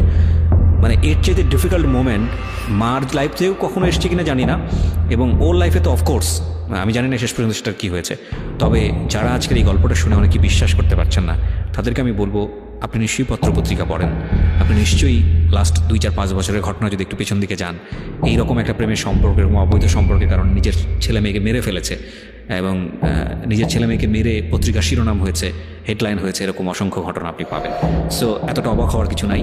রেডিওতে ফর দ্য ফার্স্ট টাইম আমি বলি যে এইরকম একটা ডেসপারেট স্টোরি উঠে আসতেছে, আমরা চেষ্টা করতেছি এটার সমাধান খোঁজার জন্য। তারপর ওই দিন রাতে পরে মামারা আমাকে উল্টাপাল্টা কথা বলে, অ্যান্ড পরবর্তীতে মামা বলে যে আমার রুমে আমাকে দিয়ে যায় অ্যান্ড বলে যে তুই এই রুম থেকে বের হবি না, তুই যদি রুম থেকে বের হস তাহলে সত্যি সত্যি তোকে আমি পুলিশে দিয়ে দিব। এরকম কথা বলতেছিল। পরে আমি আমার রুমে চলে যাই, আমি আর কিচ্ছু বলি না। মামারা পরে চলে যায়। পরের দিন সকালবেলা আমার আশেপাশের মানুষের যে রাতে চিৎকার চেঁচামেচি হয়েছে, তো ওগুলো শুনছি। তো পাশের বাড়ির কয়েকজন আসছেন, মানে 3-4টা নানু আসছে। ওরা জিজ্ঞেস করলো যে কী হয়েছে। তো আম্মু আবার সকালবেলায় মানে এর আগের বারের মতো গেটে তালা দিয়ে চলে গেছে নানু বাসায়। পরে আমি সবাই বললাম যে এরকম কাহিনী হয়েছে। পরে বলতেছে তাহলে তো বাবাকে জানা। তো আমি তাদের কাছ থেকে ফার্স্ট ইন্সপিরেশন পাই যে না, আমি আমার বাবাকে জানাবো। কারা এটা বলে? আমার পাশের বাড়ির লোকেরা, আমার প্রতিবেশীরা। তো পরে আমি বাবারে ফোন দিই। তো এর আগেই নাকি আমার আম্মু উল্টাপাল্টা অনেক কথা আমার বাবার বলেছে। হ্যাঁ। তো পরে আমি যখন বাবারে ফোন দিই, মানে বাবার ডিরেক্টলি নাম্বার, আমার বাবার মুখস্থ ছিল নাম্বার, তো আমি ওই নাম্বারে ফোন দিই। পরে আব্বু আমার ফোন প্রথম কয়েকবার রিসিভ করে, তো আমার কাছে টাকা ছিল না, তো যার কারণে বাইরে ফোন দিলে টাকা বেশি কেটে নেয়। তো পরে আমি আমার নানুর কাছ থেকে, মানে যে পাশের বাড়ির নানু ছিল তার কাছ থেকে 100 টাকা নিয়ে আমার ফোনে লোড করিয়ে তার ফোন দিই। তো এর মধ্যে আমার রাসেলের সাথে কোনো কথা নেই, মানে রাসেলের সাথে আমার কোনো কথা হচ্ছে না টোটালি। তো পরে বাবা আমাকে পরে নেট নাম্বার দিয়ে ফোন দিয়েছে, কী হয়েছে, কেন তুমি এত পাগলামি করতেছো, কেন তুমি তোমার মায়ের গায়ে হাত তুলছো, তুমি কি আমার মেয়ে? আমার বাবা আবার হাজি মানুষ ছিল, উনি 2 বার বড় হজ করেছে আর 18-19 বার ওমরা করেছে। ওকে। তো তার কাছে ছিল এরকম যে আমি পর্দাশীলভাবে চলবো, আমি কেন মায়ের গায়ে হাত তুলছি, কেন উশৃঙ্খল হয়ে গেছি, কেন ছেলেদের সাথে বাইরে ঘুরতে যাই, অথচ এগুলো কিছুই না। মানে ফোন দিয়ে যে কথাগুলো বলছে, মানে ওগুলো পুরোপুরি অবাক করা ব্যাপার। বলছে তুমি রাত করে, তোমার কি এটা নিজের বাড়ি যে তুমি রাত করে তোমার নিজের আরেকজনের বাড়িতে তুমি লোক নিয়ে আসো? মানে আমি মনে হচ্ছে আকাশ থেকে পড়লাম, আমি বাসায় লোক নিয়ে আসছি মানে কি? পরে বলতেছি যে তোমার মায়ের সাথে আমার কথা হয়েছে, তোমার মা আমাকে সব বলছে। আমি বললাম যে তুমি আমার কথাটা শুনবে, আমার কথাটা শুনবে না? পরে বাবা বলছে যে কী বলতে চাও তুমি বলো। পরে আমি বললাম যে এরকম এরকম ঘটনা হয়েছে, আমি কাউকে আনিনি, এর আগে একবার লোক আনছে, এবার একবার লোক আনছে। তখন আমার মেজাজ খুব গরম ছিল। রাসেল আমার বয়ফ্রেন্ড বা আমার সাথে রিলেশন কিনা এত কিছু সেন্স আমার ছিল না। তুমি রাসেলের নামটা বলেছো? হ্যাঁ, আমি রাসেলের নামটা বলে দিয়েছি যে ও কিন্তু ওর সাথেও কথা বলে। এখানে 3টা মানুষের নাম অলরেডি উঠে আসছে। তারপর মানে আব্বু আমাকে বলতেছে যে এগুলা কিছুই না, সব ব্যাপারে আমি জানি, তোমাদের এই বয়সে মেয়েরা যে কত খারাপ হতে পারো ওই ব্যাপারে আমার জানা আছে। এই কথা বলে ফোন কেটে দিছে। পরে আমি ফোন দিচ্ছি আর ফোন রিসিভ করেনি, ফোন পিকও করেনি। পরে মানে আম্মু বাসায় আসতেছে, বাসা থেকে এসে খাওয়া দাওয়া করতেছে মানে আমার ভাইদেরকে নিয়ে, আবার চলে যাচ্ছে, কিন্তু আমাকে বাসায় ঢুকতে দিচ্ছে না। কোথায় যাচ্ছে সে? নানু বাসায় চলে যাচ্ছে, বাসাটা বাইরে থেকে তালা দাও? তালা দিয়ে চলে যাচ্ছে। তুমি কিন্তু কোথায় তখন? আমি বাইরে, তোমাকে বাসার ভিতরে ঢুকতে বাসায় দিচ্ছে? ঢুকতেই দিচ্ছে না। তোমার নানুর বাড়ি কত দূর ছিল বাসা থেকে? আমার বাসা থেকে 8-9 মিনিটের রাস্তা। ওকে। তো আমাকে বাসায় ঢুকতে দিচ্ছে না। অ্যান্ড ঢাকার কোন এলাকার ঘটনা এটা? এটা বাড্ডা এলাকা। বাড্ডা, ওকে। পরে এর মধ্যে তো তার আগের দিন রাতে আমার মামারা নানুরা এসে আমাকে অনেক কথা বলে গেছে, অ্যান্ড বলে গেছে আমি যেন টোটালি তাদের বাড়িতে না যাই। আমার মামা নানুদের কথা এরকম ছিল, যদি আমি ওই বাড়িতে যাই, যে আমার মামা তো বোনরা আছে, আমারটা শিখে নাকি তারা খারাপ হয়ে যায়। অ্যান্ড জিনিসগুলো মানে নিজের মধ্যে খুবই খারাপভাবে একটা মানে প্রেশার পড়ে, যে কি মানে এতটা ডিসপারেট হয়ে গেছিলাম যে আমি সিরিয়াসলি জানতাম না যে কী করব।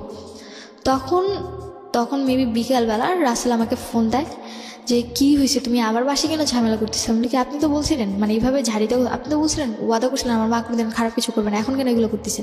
পরে সেও অবাক যে কি করছে। তখন আমি জানতে পারলাম যে না, আমার মায়ের প্রতি তার একটা উইকনেস আছে। সে বারবার জিজ্ঞেস করতেছিল কি হয়েছে, কেন হয়েছে, কিভাবে হয়েছে, কখন হয়েছে। মানে কিউরিয়াসিটিটা এমন বেশি ছিল যে আলটিমেটলি তো তার প্রতি কমিটেড ছিল। আমি যে বলতেছি আমারটা এতটা মানে ইম্পর্টেন্ট না, বা আমি যে একটা সিচুয়েশন আছে ওইটা ইম্পর্টেন্ট, শুধু মায়ের বিষয়গুলো জানতে চাচ্ছে। তো পরে আমি তার বললাম সবটা। পরে সে বললো যে ঠিক আছে আমি আজকে আসতেছি, সে দেখতেছি কী হয়। তখন সে ওখান থেকে সিলেট থেকে রওনা দিয়ে দেয়। তো পরে মেবি তার সাথে আমার কথা হয়, আম্মু আবার তার কথা শুনতো, সে যা বলতো তাই শুনতো। তো পরে রাতের যখন 10টা বাজে, বাই দ্য ওয়ে একটা কোশ্চেন আমি বোধহয় ছেড়ে যাচ্ছি, যেই ছেলেটার সাথে এই সম্পর্কটা বা আগের যে ছেলেটাকে নিয়ে তুমি এটা বললা, তাদের ফ্যামিলিতে তুমি চাইলে জানাতে পারতা? তাদের ফ্যামিলিতে জানাতে পারতাম চাইলে, কিন্তু আমি কি করে জানাবো? আমি তো তাদের ফ্যামিলির সাথে অতটা ইন্ট্রোডিউস না। আর আমার কথা আমার ফ্যামিলির কেউই বিশ্বাস করতেছে না, তাদের ফ্যামিলি কী করে বিলিভ করবে? এক্স্যাক্টলি। তুমি তো যখন তোমার মা সম্পর্কে কমপ্লেনগুলো করছো, নিশ্চয়ই কে এসেছিল রুমের মধ্যে সেটা তুমি জানতা। তো তাদের কথা নিশ্চয়ই তুমি তোমার ফ্যামিলিকে বলতেছিলা, তোমার নানুকে বলতেছিলা, সবাইকে বলতেছিলাম। তখন তারা রেসপন্স? কেউই বিলিভ করতেছিল না। তাদের কথা ছিল এটাই, আম্মু বলতেছে আমি রাতে ঘুমোচ্ছি, ও কার সাথে ফোনে কথা বলছে, ওর মাথা বেরিয়ে গেছে, সে আমার সাথে খারাপ হচ্ছে। How it is possible? মানে যখন তুমি কোনো একটা সিচুয়েশন বলতেছো এবং সেই সিচুয়েশনের জন্য কে দায়ী সেটাও তুমি বলতেছো, তখন তো তাদের উচিত ছিল যে ওই ছেলেটাকে ডেকে নিয়ে আসা, বা ওই যার এগেইনস্টে কমপ্লেন তাকে ডেকে নিয়ে আসা। আমি এটাও বলছিলাম যে তুমি বিশ্বাস না করে তাকে ডেকে নিয়ে আসো, যে একটু আগে আমার বাসায় ছিল। যখন এই কথাগুলো বলতেছি তখন বলতেছি যে দেখছেন মানে আম্মু আমার মামাকে এভাবে বলতেছিল যে দেখছেন কতটা খারাপ হয়ে গেছে, এখন আউটলুক আনে আমার দিয়ে মানে আমার ফাঁসাইতে যেতেছে, এরকম কথা বলতেছি। ও গড, মানে মানুষের মতো একটু হলো সন্দেহ হওয়া উচিত। মানে এতটা ব্লাইন্ড সাপোর্ট কিভাবে আসে? মানে আই এম রিয়েলি কনফিউজ এই জায়গাটায়। ওকে। এন্ড পরবর্তীতে আমি মামাদের মুখ থেকে এটা শুনতে পারলাম যে আমি নাকি রাতে লোক এনে থাকতাম, অ্যান্ড তাদেরকে বলতাম যে আমি যে তাদের সাথে থাকছি এটা না বলে বলবো, তাদেরকে বলে দেবো যে তারা যেন আমার মায়ের সাথে এসে থাকছে, এটা যেন তারা সবাই বলে। তাদের মনে আমার মা বাবার মানে আমার মায়ের প্রতি এই বিলিফটা ছিল। ওকে। তারা এই বিলিফটা করাইছে আমার। পরে রাতের 10টার দিকে আমি বাসায় ঢুকে, অ্যান্ড সারাদিন আমার না খাওয়া, আমার সারাদিনে কোনো খাওয়া নেই, অ্যান্ড রাতে তো অলরেডি ঝামেলা হয়ে গেছে। তো আমি বাসায় ঢুকছি, অ্যান্ড ফ্রিজ থেকে জাস্ট 1 বোতল পানি নিয়ে আমি আমার রুমে এসে ঘুম, কজ সারাদিন অনেক টায়ার্ড ছিলাম। তো ঘুমিয়ে পড়েছি। পরের দিন সকাল 6টার দিকে রাসেল এসে আমাদের গেটে নক করে। রাসেল এসে গেটে নক করে, আমার গেট খুলে দেয়, অ্যান্ড দেখি অনেকক্ষণ রাসেল আমার সাথে কথা বলে। অ্যান্ড তখন মানে আমি সহ্য করতে পারতেছিলাম যে রাসেল আমার সাথে কথা বলবে, কজ হয়তো আমি ওর প্রতি অনেকটা উইক হয়ে গেছিলাম। তো আমি সহ্য করতে পারতেছিলাম না, আমি আমার রুমের দরজা নক করে বসে আছিলাম। রাসেল অনেকক্ষণ এসে পরবর্তীতে আমার রুমে নক করে, পরে আমি গেট খুলে দিই। পরে আমাকে নিয়ে যায়, নিয়ে গিয়ে বলতেছে যে শোনো, মায়েরা ভুল করতেই পারে, তবুও তো তোমার মা, কিছু মনে করো না। তো আমার আম্মুর সামনেও এই কথা বলে। পরবর্তীতে আমার রুমে এসে আমাকে যেটা বলে যে তুমি যেটা করছো ঠিক করছো। আমি ফার্স্ট টাইম তার দিক থেকে একটা ইন্সপিরেশন পাই যে না, সে আমাকে বলছে আমি যেটা করেছি ঠিক করেছি। আমার মায়ের গায়ে হাত তুলেছি, প্রতিবাদ করেছি, তাকে জানিয়েছি মামাদেরকে। হ্যাঁ, তারা বিশ্বাস করছে না তাদের ম্যাটার, কিন্তু বলেছি তো। পরবর্তীতে তো যদি কোনো প্রবলেম হয় আমাকে ব্লেম দিতে পারবে না। তখন আমি রাসেলের কাছ থেকে এই জিনিসটা পাই। তো পরে রাসেল আমাকে আর কিছু বলে না। তো এরপর রাসেলের সাথে রাতে আমার কন্টিনিউ কথা হতে থাকে, 2 ঘন্টা 3 ঘন্টা 4 ঘন্টা। তো আম্মুর রুমে কথা বলতো, আর আমি আমার রুমে থাকতাম। অ্যান্ড আম্মুর সাথে আমার টোটালি যে মা মেয়ের একটা ক্লোজ রিলেশন থাকে, ওই রিলেশনটা আর নেই। জাস্ট নর্মালি, মানে মনে হচ্ছে যে আমি যেন তার বাসায় ভাড়া থাকছি আর সে আমাকে জাস্ট নর্মালি টেক কেয়ার করছে, এইটুকুই। তো পরবর্তীতে দেখি যে মানে প্রথম কয়েকবার জিনিসগুলো দেখতে দেখতে পরে গায়ে এসে হয়ে গেছে যে রাতে তার সাথে এসে থাকছে, সে তার মতো থাকুক, আমি আমার মতো ভালো থাকলেই হয়েছে। অ্যান্ড আমি আমার পড়াশোনাটা কন্টিনিউ করছি, প্রতিদিন রাতেই দেখছি একজন তোমার একজন বাবা আসছে। কোন ক্লাসে থাকতে যেন দেশের বাইরে গিয়েছিল? ক্লাস 8 লাস্ট থেকে। এই যে 8-এর পর থেকে এতগুলো ঘটনা তুমি দেখছো, এর আগে তো দেখতে না না, এরকম এর বাসায় আগে আসে? কিছুই দেখতাম না। এর মাঝখানে তোমার বাবার আসেনি? না, এর মাঝখানে বাবা কতদিন আসেনি। পর পর আসতো তোমার বাবা? বাবা যাওয়ার পর 3 বছর পর এসেছিল, পরে গেছে। কি এখন করতে উনি বিদেশে কি করতো? উনি বাইরে একটা কোম্পানি জব করতো। উনি কি ছুটি পেতো না নাকি উনি আসতো না? ছুটি না বলতে ছুটি দেওয়া হতো না, ওদের Okay. কন্ট্রাক্ট ছিল 5 বছরের আগে ছুটি দিবে না, তবে 3 বছর পর যদি চায় তাহলে 2 মাসের ছুটি দিবে। ওকে, ঠিক আছে, বলো তারপর। তারপর তুমি যে রাসেলের সঙ্গে যে ঘন্টার পর ঘন্টা কথা বলছো, এটা তোমার মা জানতো ওই সময়? মা জানতো বলতে জানতো কথা বলি, কিন্তু কার সাথে কথা বলি এটা জানতো। এটা জানতো না। ওকে। তো পরে আমার সাথে যদি রাসেলের 3টা অবধি কথা হতো, 3টার পর থেকে আবার রাসেল আম্মুর সাথে কথা বলতো। এটা তুমি পরে জেনেছো? পরে জেনেছি, যখন রাসেলকে কোশ্চেন করলাম, পরে রাসেল বলে যে তোমার ব্যাপারে কথা বলতেছি, ওর কথাটা ছিল এরকম। ফাইন, তুমি যে জায়গাটায় ছিলে সেটা হচ্ছে যে তোমার আম্মুর এরপরে এইসব বিষয়গুলো তোমার কাছে তেমন একটা পাত্তা পেতো না, তুমি তোমার মতো থাকতো, তোমার মা তোমার তার মতো লাইফ লিড করতো, এবং তুমি সেখানে কি কনফার্ম ছিলে যে এরপরেও এই ধরনের ঘটনা এরকম- ঘটছিল? হ্যাঁ, এরপরেও ঘটতো? হতো, because আমি পরে টেক কেয়ার করতাম। তোমাদের রুমটা কি খুব পাশাপাশি ছিল? পাশাপাশি বলতে আমার রুম, তারপর একটা মাঝখানের রুম, তারপর আমার room। তো তোমার রুমে একটা গ্যাপ ছিল? ওকে।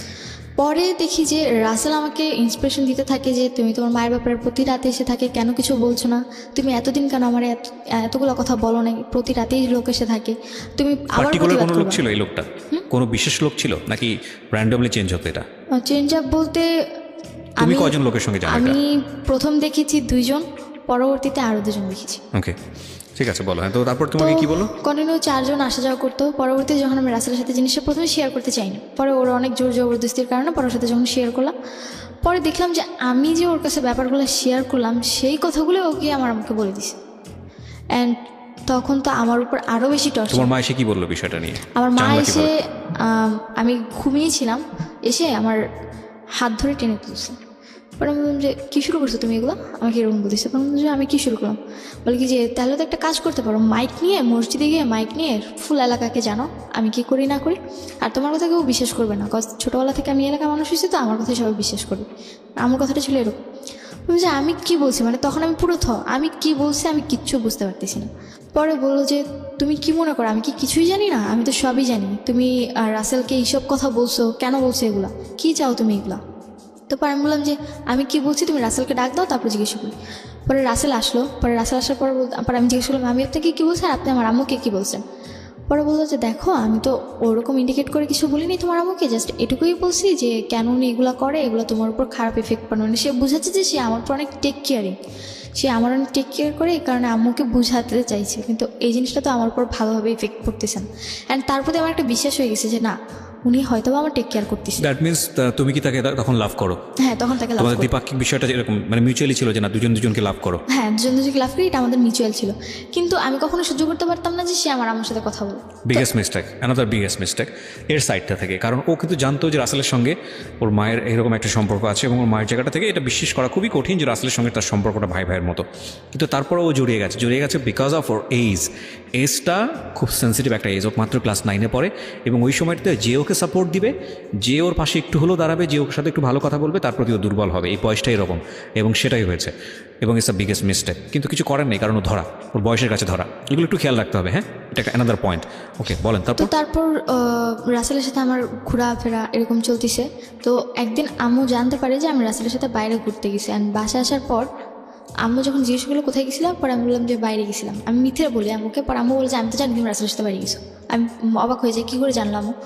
পরে রাসেল এসে আম্মুকে কোনোভাবে ম্যানেজ করে। তো রাসেলকে আম্মু এতটাই বিশ্বাস করতো যে রাসেল যদি বলতো যে না আমি আপনার মেয়েকে নিয়ে পালিয়ে গেছি, তারপরে যদি এসে বলতো যে না আমি ওকে জাস্ট নর্মালি দেখতে নিয়ে গেছি জায়গাটা, ওটাই বিশ্বাস করতাম আমার।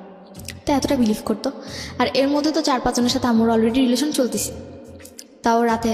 এগুলো তুমি রাসেলের সাথে শেয়ার করতে? হ্যাঁ, এগুলো আমি রাসেলের সাথে, এরপর থেকে আমি আমার টোটালি সব কিছু ওর সাথে শেয়ার করতাম। তো রাসেল এগুলো জানার পরে কি বলতো?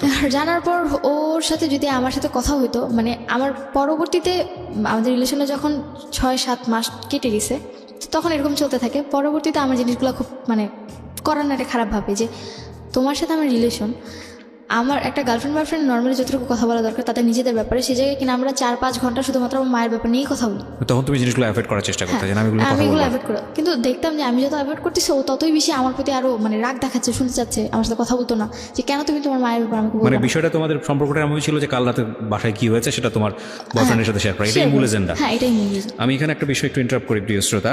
আজকে যে স্টোরিটা আমরা এখানে প্রচার করছি সেখানে ওর সামাজিকতার কথা চিন্তা করে এবং এই ধরনের স্টোরিতে শুধু সামাজিকতা না, যাতে করে এটা একটা স্বাভাবিক পার্সপেক্টিভ থেকেও ওর নাম এখানে অন্য নাম ব্যবহার করা হয়েছে, ওর আসল নাম প্রকাশ করা হয়নি। ওর ভোকালটা যেটা আপনারা শুনতে পাচ্ছেন এটা রিয়েল ভোকাল না, এটা আমরা রেডিও এন্ড থেকে চেঞ্জ করে দিয়েছি। দিস ইজ রেকর্ডেড স্টোরি, আমরা রেডিও এন্ড থেকে এটা চেঞ্জ করেছি। এবং শুধু তাই না, ও যত নাম এখানে ব্যবহার করছি, যত পরিচয় এখানে এসছে, প্রত্যেকটা জিনিস হচ্ছে ফেক। শুধুমাত্র স্টোরিটা ও যেভাবে বলছে ওর জায়গা থেকে রিয়েল, এবং যাতে করে ওর সামাজিকতায় কোনো সমস্যা না হয় সেজন্যেই এই নামগুলো বা ওর ভোকালটা সব কিছু চেঞ্জ করা হয়েছে, এবং যাতে করে ওর সামাজিকতায় কোনো সমস্যা না হয়। আমরা মূল ঘটনা থেকে কী শিক্ষা নিব সেটাই হচ্ছে বিষয়, সেজন্য মূল ঘটনার দিকে আপনারা ফোকাস করুন। ও কে, কোন এলাকা থেকে আসছে, কি এটা ফাইন্ড আউট করবেন না, ঠিক আছে? ওকে, বলো তারপর। তো এর মধ্যে আবার জানতে পারি যে আম্মু আমার ব্যাপারে যে 4-5 জনের সাথে তার রিলেশন ছিল, সে তাদেরকে কন্টিনিউ আমার ব্যাপারে খারাপ কথা বলে যেত। শুধু তাই না, আমার নানু বাড়িতে গেলে আমার টপিক থাকতো খারাপ ব্যাপার। আমার বাবার সাথে তো প্রতি রাতে মানে যদি মানে আল্লাহ 30 দিন যদি আমার বাবার সাথে তার কথা হতো, প্রতি রাতে আমার বাজে টপিক নিয়ে আব্বুর সাথে কথা হতো। অ্যান্ড আস্তে আস্তে আব্বুর মনটা বিষিয়ে তুলেছে যেটাকে বলে। হ্যাঁ, তো তুলতে তুলতে এমন একটা পর্যায়ে চলে গেছে যে আমার সাথে বাবা টোটালি কথা বলতে চায় না। অ্যান্ড আমি পুরোপুরি খারাপ হয়ে গেছি, মানে খারাপ কি তার চেয়েও খারাপ হয়ে গেছে আমার বাবার কাছে এটা। আমি তো তার কথা, আমি একটা হাজি মানুষ হয়ে কেন এরকম একটা খারাপ মেয়ে পেটে ধরছি, কেন জন্ম দিছি, তো এটা হচ্ছে মূল কথা। আমার মায়ের মানে বাবা মাকে এটা বলতো, অ্যান্ড মাঝে মধ্যে এটাও বলতো যে যে বান মেরে যে মানুষ মেরে ফেলে, আমার বাবা বলতো যে তোকে ওকে মেরে ফেল, তারপরে বাঁচায় রেখে কী লাভ। তো তারপরে রাসেলের সাথে যখন আমাদের রিলেশনটা 8 মাসের কাছাকাছি চলে আসলো, এরপরে দেখলাম যে না, আমার সাথে যতটা ওর উঠা বসা কথাবার্তা তার চেয়ে বেশি আমার সাথে ঘনিষ্ঠতা। ও আমার বাসায় আসলে আমি আবার তখন কোচিং করতাম, তো আমি যেটুকু টাইম কোচিংয়ে থাকতাম ওইটুকু টাইম আমার বাসায় থাকতো, আমি আসার আগে চলে যেতাম। এটা আমি আমার ভাইয়ের কাছ থেকে শুনি। পরবর্তীতে আবার দেখলাম যে আমি যদি স্কুলে যাই, আমার স্কুল থাকতো মানে 7টা থেকে 7:30 থেকে পিটি শুরু হয়ে যেত, তা আমাকে 7টার মধ্যে উপস্থিত থাকতে হতো, 6:30 থেকে বাসা থেকে বেরিয়ে যেতাম। তখনও আমার বাসায় আসতো, আর আমার স্কুল ছুটি হতো 1:15-তে, আমার আস্তে আস্তে বাসা যেতে যেতে এরকম 1:45 বেজে যেত, তার আগেও চলে যেত বাসা থেকে। এই জিনিসগুলো আমার খুবই খারাপ লাগে। অ্যান্ড পরবর্তীতে রাসেলের ম্যাটার নিয়ে প্লাস বাদবাকি যে ম্যাটারগুলো ছিল ওগুলো নিয়ে আম্মুর সাথে আমার তর্ক লাগতে থাকে। তো পরবর্তীতে আম্মু বলে যে তাহলে তোর বাসায় খাওয়া দাওয়া বন্ধ, তুই বাসায় খাওয়া দাওয়া করবি না, জাস্ট তোরে থাকতে দিলাম দয়া করে আমার বাড়ি দেখে। আর কথায় কথায় আমাকে শুনতে হতো এটা তার বাড়ি, মানে বাড়িটা তো আসলে ওনার নামে হ্যাঁ ছিল। ওনার নামে। আর কথা বলতে একটাই যে এটা তোর বাবার বাড়ি না, যে তুই তোর নিজের পছন্দ মতো চলবি আর তুই তোর কথাগুলো বলবি, আমি এগুলো শুনবো। অ্যানাদার ইম্পর্টেন্ট পয়েন্ট প্রিয় শ্রোতা, যে এখানে বাবার শক্ত হওয়ার সুযোগ ছিল কিনা আদৌ? আচ্ছা, তোমার বাবার কি এতটুকু সামর্থ্য ছিল না সে নিজে একটা বাড়ি করে, বা তারপর তোমার মার উপর অর্থনৈতিকভাবে ডিপেন্ড ছিল? আমার বাবা বলতে গেলে গ্রামে বাবার প্রচুর সম্পত্তি জায়গা আছে, কিন্তু ঢাকার মেয়ে বাবা পছন্দ করে, সেক্ষেত্রে আমার মায়ের বাড়ি ছিল, এখানে বাবা মোটামুটি উইক ছিল আমার মায়ের প্রতি। ওকে, ঠিক আছে, বলো। হ্যাঁ, তারপর জিনিসগুলো মানতে পারি না। তো একদিন রাসেল অসুস্থ থাকে, তো এর মধ্যে আমাদের রিলেশনটা এরকমই চলতে থাকে। ওর সাথে আমার প্রতিদিন ঝগড়া হতো, কেন আম্মুর সাথে কথা বলে, আর আম্মুর সাথে তো আমার প্রত্যেক দিন ঝগড়া হতে, আর কোনো না কোনো কারণে প্রতিদিন আমার 2-1টা থাপ্পড় খেতেই হবে।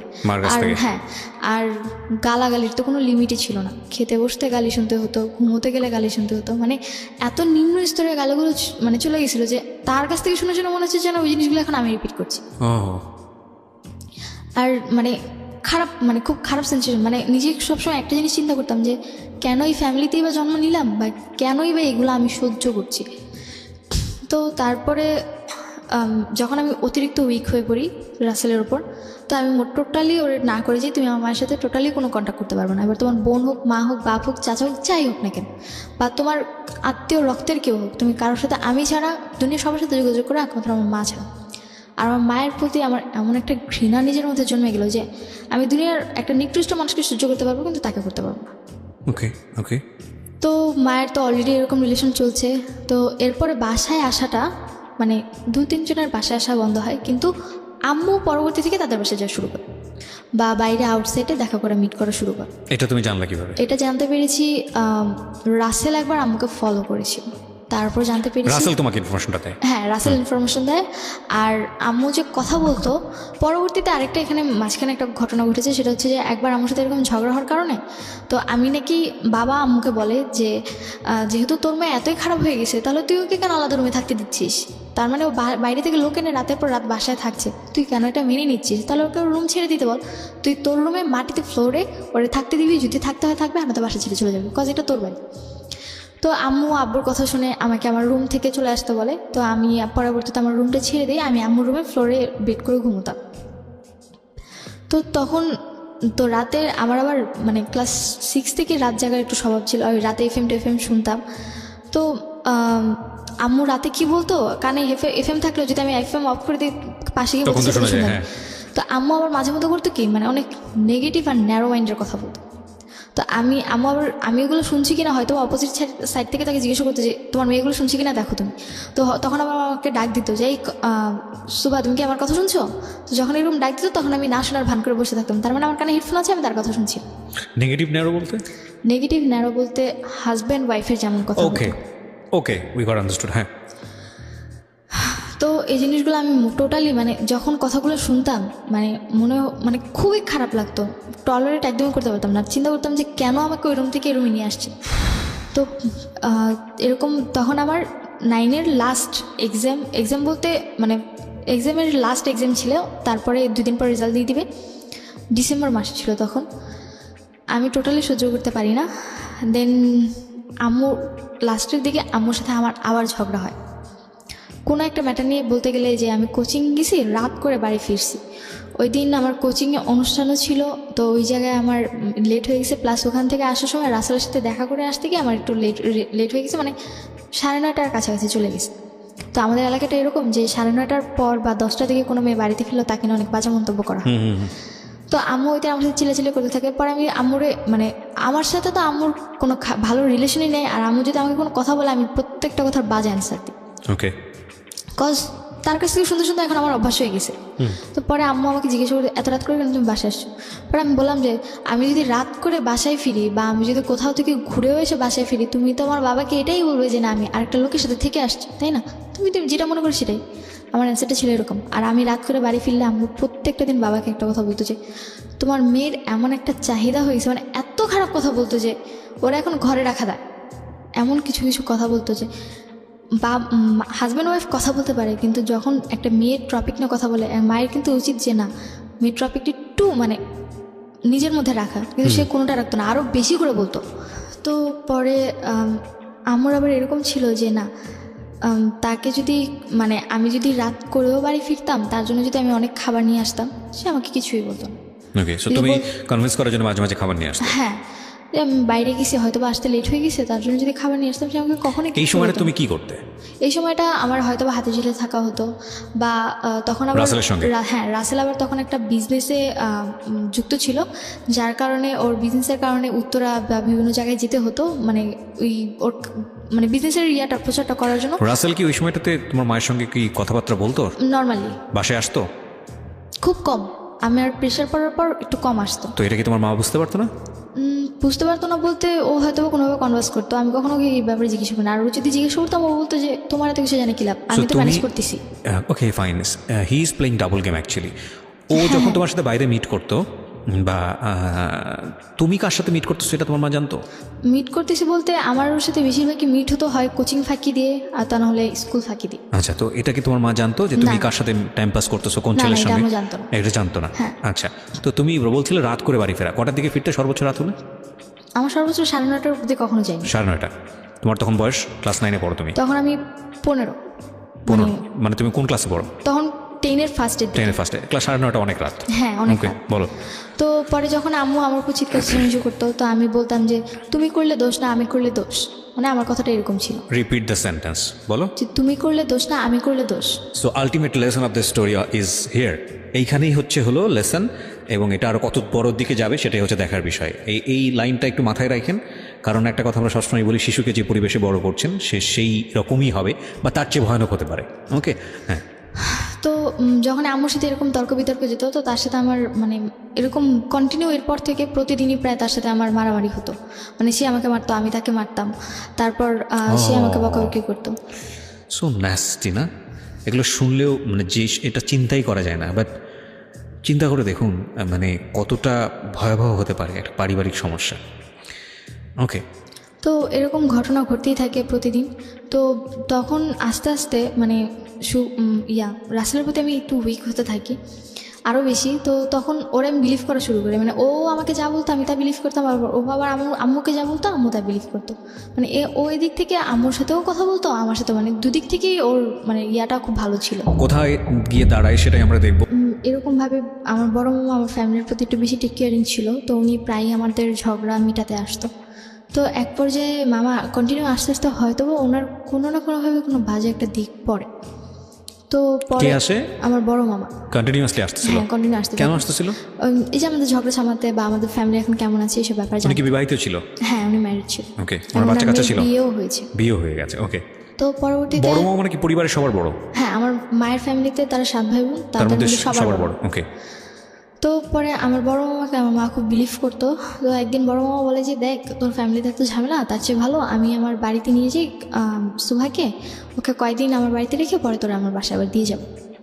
তো পরে মামার দুটো বিয়ে হয়েছে, একটা থাকে ধানমন্ডি আর একটা থাকে মানে আমাদের এলাকাতে। তো মামা বলছে যে যে আমাদের এলাকা থাকলে যে কোনো সময় তোর বাসায় চলে আসতে পারবে, তার চেয়ে বলে আমি ওকে ধানমন্ডি নিয়ে যাই। ধানমন্ডিতে আমি মানে আমি একদমই প্রস্তুত ছিলাম না, বা আমি যেতেই চাইনি টোটালি। কিন্তু আম্মুর প্রচুর জোর জবরদস্তি আর গালাগালি সহ্য করতে না পেরে যে এইটুকু চিন্তা করতাম যে না 2-3 দিনের জন্য রেস্ট তো পাবো অন্তত আমি। তো এই চিন্তা করে পরে আমি গেলাম, তখন আমি টেনের ফার্স্টের দিকে। তো যখন আমি ধানমন্ডি মামার বাড়িতে গেলাম, তো ওই দিনটা ছিল যে মামাদের বাড়িটা ছিল এরকম যে মানে ফুল বাড়িটার মধ্যে একটাই মানে একতলা বাড়ি। তো 2টা ফ্ল্যাট ছিল, এক ফ্ল্যাটে হাজব্যান্ড ওয়াইফ থাকতো, তারা সকালে চলে যেত, রাতে আসতো। আরেক ফ্ল্যাটে মামা আর তার ওয়াইফ থাকতো। আর আশেপাশে সামনে ছিল বড় একটা মাঠ, আর ডান পাশেও এরকম খোলামেলা ছিল, আর পিছনে ছিল মানে বাগান টাইপের। ওকে, তো যখন ওই বাড়িতে গেলাম, তো প্রথম দিন মোটামুটি ভালো। নিজেদের বাড়ি? নিজেদের বলতে ভাড়া থাকতো তার। ওকে, তো প্রথম দিনটা মোটামুটি মামি আমার খুব টেক কেয়ারিং করে। তো মামি আবার জব করতো, মামা নর্মালি কিছু করতো না। তো মামি সকালবেলা জবে চলে যায়, পাশের বাড়ির লোকেরাও চলে যায়। তো আমি মানে ড্রয়িং রুমে বসে টিভি দেখতেছিলাম। তো মামার আচরণগুলো আমার কাছে খুব একটা ভালো লাগে, মানে সে অন্যরকম আচরণ করতেছিল। তো পরবর্তীতে তার মা আমার পাশে এসে বসায়, টাচিংগুলো আমার কাছে খুবই খারাপ লাগে। তো পরবর্তীতে আমি মামার মানে ড্রয়িং রুম থেকে আমি আমার রুমে গিয়ে রুম নক করে দিয়ে রুমে শুয়েছিলাম। তো পরে মামা এসে অনেকক্ষণ রুমে নক করে, আমি খুলিনি। পরে বললো যে মানে ভয় দেখাচ্ছিল, যদি তুই না খুলিস তাহলে কিন্তু আমি তোকে পুলিশে দিয়ে দেবো বা তোর কিন্তু একটা ক্ষতি করে ফেলবে, এরকম কথা বলছিল। তবু আমি খুলিনি।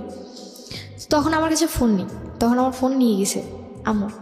তো পরে আম্মুর সাথে কথা হচ্ছিল, পরে মামা ভেবে আম্মুরে ফোন দিছে যে তোর মেয়ে এত বেয়াদব যে কোনো কথা শোনে না, আমাদের এখানে এসে খারাপ আচরণ করতেছে, আমি রুমে বসে কথাগুলো শুনতেছি। আম্মু কি বলছে সেটা তো আমি জানি না। মামা এরকম কথা বলতেছিল, হয়তো বা আম্মু বলছিল যে ওরে মাইট দেন বা দেখবেন ঠিক হয়ে গেছে, ওরা মাইট দিয়ে সোজা করতে হয়, আমারটা মারলে তো আমারে উল্টা দেয়, আপনারা মারলে তো আপনাদেরকে আর কিছু করবে না, এরকম কথা বলতেছিল। তো পরে মামা রেগে যায় প্রচুর আমার উপর। অ্যান্ড পরে যখন আমি পরে অনেকক্ষণ দরজা তোর মা কথা বলবে তোর সাথে, দরজা খুল। পরে আমি যখন দরজা খুলি, মামা আমার গায়ে হাত তোলে, আমাকে একটা চড় মারে। অ্যান্ড এতটাই জোরে ছিল যে না আমি 2-3 মিনিটের জন্য স্তব্ধ হয়ে গেছি।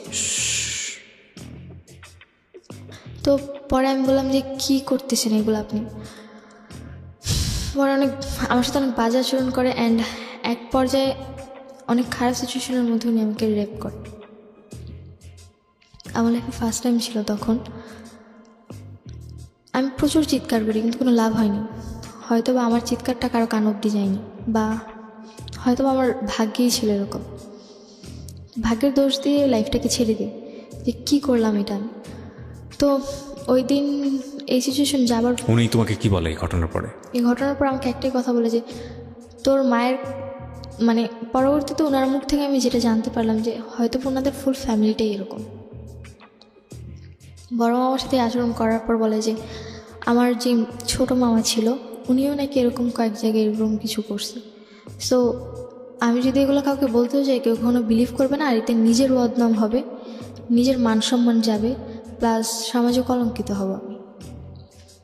এই কথাগুলো বললে সমাজে হয়তো বা ন্যায় বিচার তো কখনো আমি পাবো না। তাদের কথা ছিল এরকম যে ন্যায় বিচার তো তুমি কখনোই পাবো না, আর আমাদের ব্যাপারে কিছু বলতে গেলে কেউ কখনো বিশ্বাসও করবে না, আর তাছাড়া তুমি এখনও 18 বছরের হওনি। তখন আমার সবচেয়ে বড় তখন এটাই মনে করতাম যে কেন আমি 18 বছরের আগে আমার জীবনে এগুলো আসতেছে, সহ্য করতে পারিনি। তারপর বাসায় আসলাম। You are so desperate first of all. তুমি আজকে লাখ লাখ মানুষের সামনে কথাগুলো বলার সাহস করছো, এই জায়গা থেকে আমি তোমাকে অনেক ডেসপারেট মনে করতেছি। তুমি ঘটনা ঘটার পরে পুলিশে যাওনি কেন? আমি গিয়েছো তুমি পরে? গেছি অনেক আমরা আগাই প্রিয় শ্রোতা। তো পরে আমি বাসায় আসার পর 2-3 দিন কোনো কথা নেই, অ্যান্ড যে জিনিসটা আমার কাছে অনেক কষ্টকর ছিল, ফার্স্ট টাইম আমার লাইফে এরকম কিছু অনেক পেইনফুল ছিল। পরবর্তীতে রাসেলের সাথে আমি ব্যাপারটা শেয়ার করি। ওটা কি ইন দ্য মিন টাইম ঘটনা ঘটার পর শেয়ার করেছো? পর বলতে 4-5 দিন পর। ওকে। তো যখন আমার বাসায় এসে পর আমি ওর কথাগুলো বললাম, অ্যান্ড দেখলাম যে ও আমার কথাগুলা মনোযোগ দিয়ে না শুনে আমার কথাগুলো নেগেটিভলি নিচ্ছে, কেন করছে, কিভাবে করছে। এক্স্যাক্টলি, ও বেসিক্যালি ওই ঘটনাগুলো মোমেন্টটা জানার চেষ্টা করতেছে, এবং ওই মোমেন্টটা থেকে এক ধরনের মজা নেবার চেষ্টা করতেছে। এক্স্যাক্টলি। ওকে, তারপর? যেটা আমি কোনোভাবে ওরা বলতে পারতেছিলাম না, আমার নিজের কিছু গিল্টি ফিল হচ্ছিল যে আমি এগুলো কিভাবে বলবো একটা মানুষকে। ও আসলে সেক্সুয়ালি একটা বিকৃত মানসিকতার ছিল। টু বি অনেস্ট, যতটুকু ওর কাছ থেকে জানতে পেরেছি, যদি সত্যি হয়ে থাকে তাহলে এটা মোটামুটি ক্লিয়ার।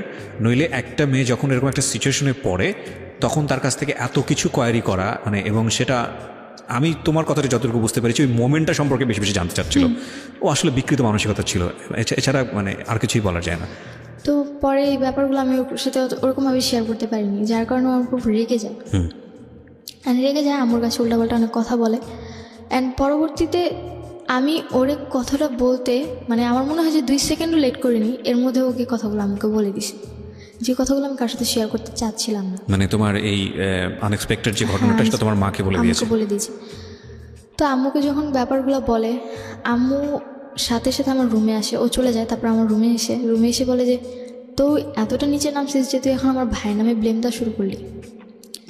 আমি আমার কষ্টটা কারোর সাথে শেয়ার করতে পারতেছিলাম না, যে আমি এতটা বড় একটা প্রবলেমে পড়লাম যে অন্তত আমার মা আমার প্রবলেমটা শুনছে না, আমাকে উল্টো ব্লেম দিচ্ছে যে আমি তার ভাইয়ের নামে কেন ব্লেম দিচ্ছি।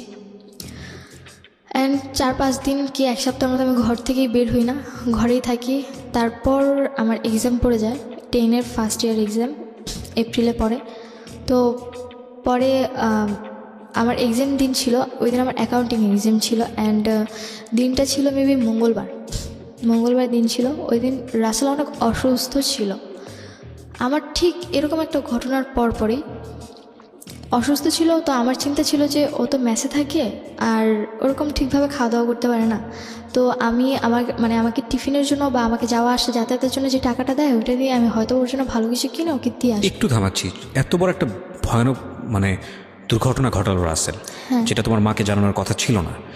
জানানোর পরে তোমার মা এসে তোমাকে টর্চারটা করলো, যেখানে তুমি রাসেলকে বলেই দিয়েছো যে তোমার এই বিষয়গুলো নিয়ে যেন কোনোভাবেই বিষয় তো না তোমার তো দূরের কথা, সে তোমার মার সাথে যেন যোগাযোগ না করে।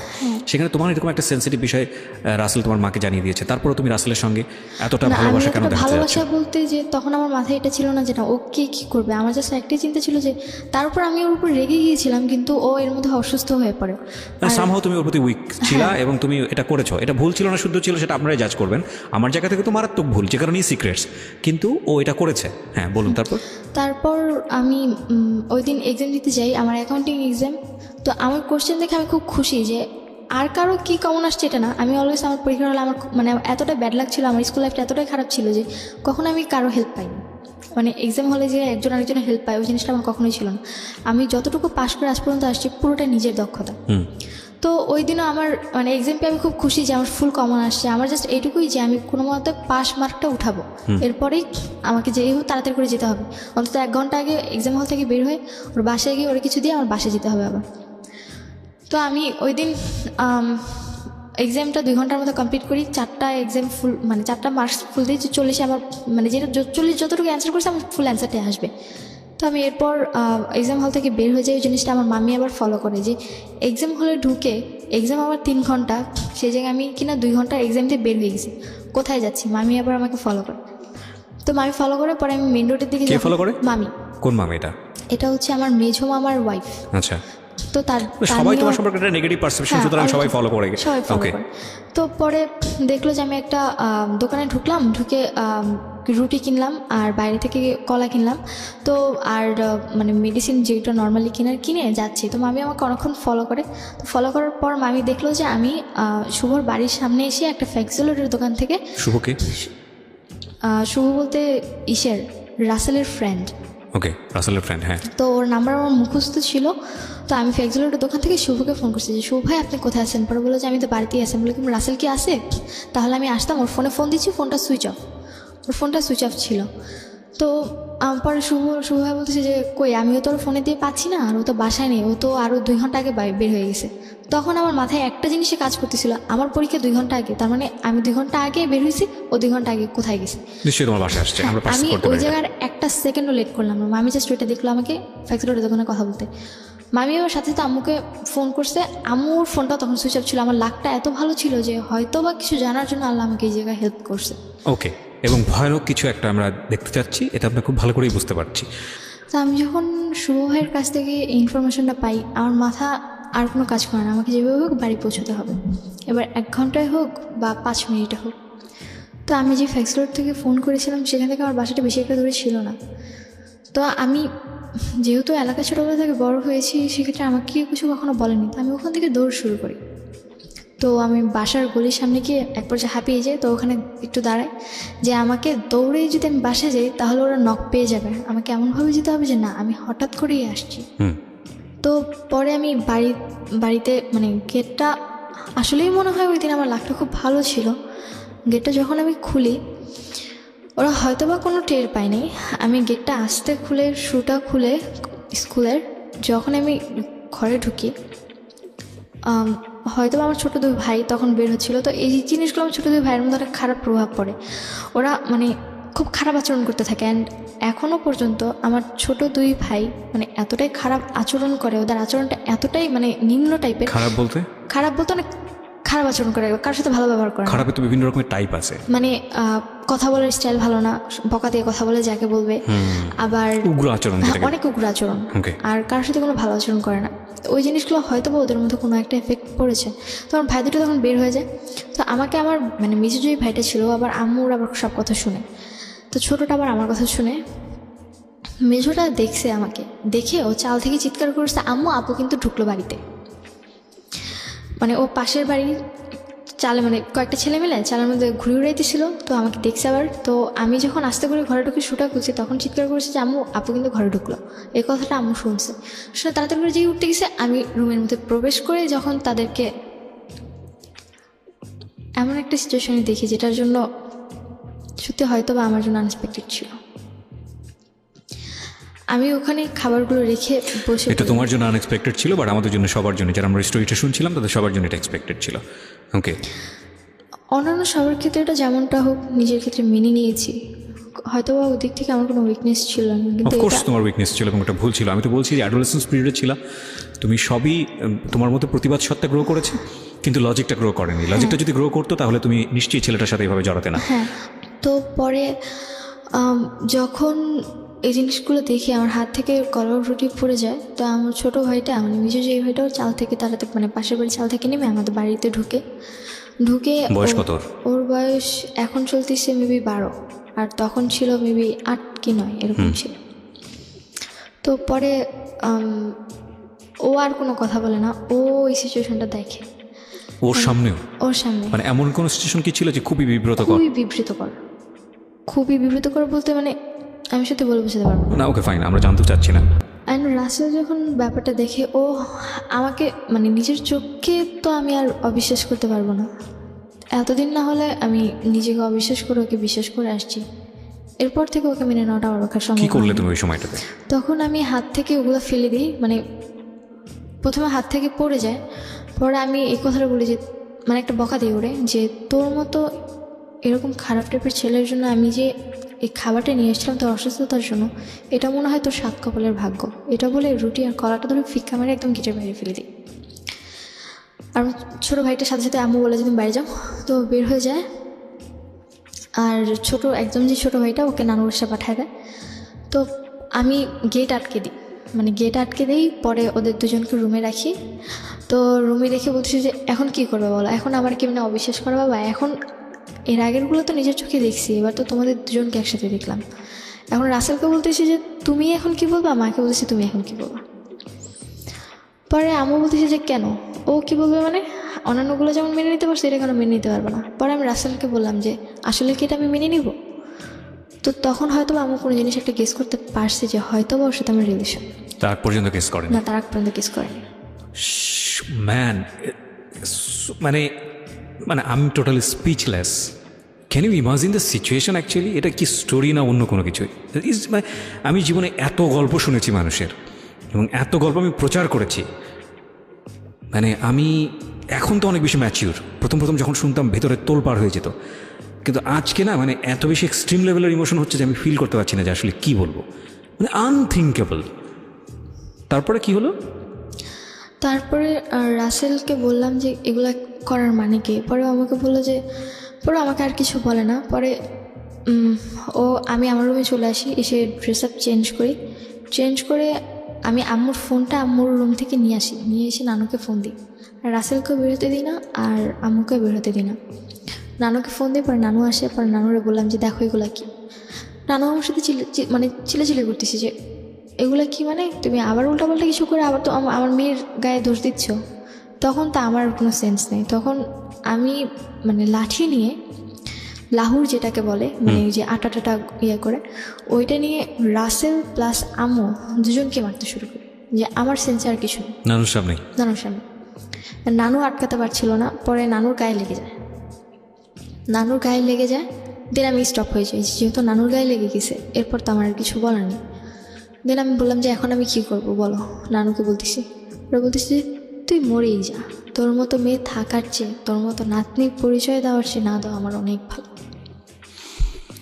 কি বলবেন, কাকে সুস্থ বলবেন, কাকে অসুস্থ বলবেন? তারপর রাসেল আর কিছু না বলে বের হয়ে যায়। পরে এরপর থেকে রাসেল আমার প্রতি উইকনেসটা দেখানো শুরু করে যে না, ও আসলে আমার প্রতি উইক। তো এই জিনিসটা আমার পক্ষে ওর প্রতি আর উইক হওয়ার কোনোভাবেই সম্ভব না। আমার পক্ষে মেনে নেওয়াই সম্ভব না যে না, ওর মতো একটা মানুষকে আমি ভালোবাসি। তোমার মা কি বলতেছিল? তোমার মা তো বুঝলো তোমার সাথে একটা সম্পর্ক ছিল, বুঝতে পেরেছে যে আমার সাথে রিলেশন। তখন আম্মু আবার মানে এটা বোঝাতে চাচ্ছিল যে একদিক থেকে এই জায়গায় দুজনে গেম খেলে আমার সাথে। শুভ চাচ্ছিল আমাকে বোঝাতে যে ও আমাকে অনেক লাভ করে। রাসেলের ফ্রেন্ড। ও বোঝাতে চাচ্ছিল যে রাসেল আমাকে অনেক লাভ করে, কিন্তু ও যা করছে ওটা আমার আম্মু নাকি ওকে বাধ্য করছে, ফোর্স করছে। তখন আমার একটাই কথা ছিল, একটা ছেলে বা একটা লোক ছেলে একটা মেয়েকে রেপ করতে পারে, কিন্তু একটা মেয়েকে আদৌ একটা ছেলেকে রেপ করতে পারে? ওর কথাটা ছিল এরকম টাইপের।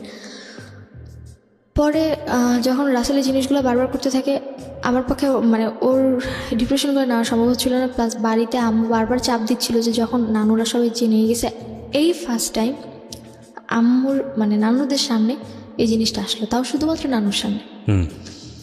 তাও নানু বিশ্বাস না করতেও করেছিল লাস্ট অবধি, কিছুটা হলেও। তখন একটু শান্তি যে না, আদৌ একটু হলেও করেছে, আমাকে বিশ্বাস যে আমি সবটা মিথ্যে বলছি না।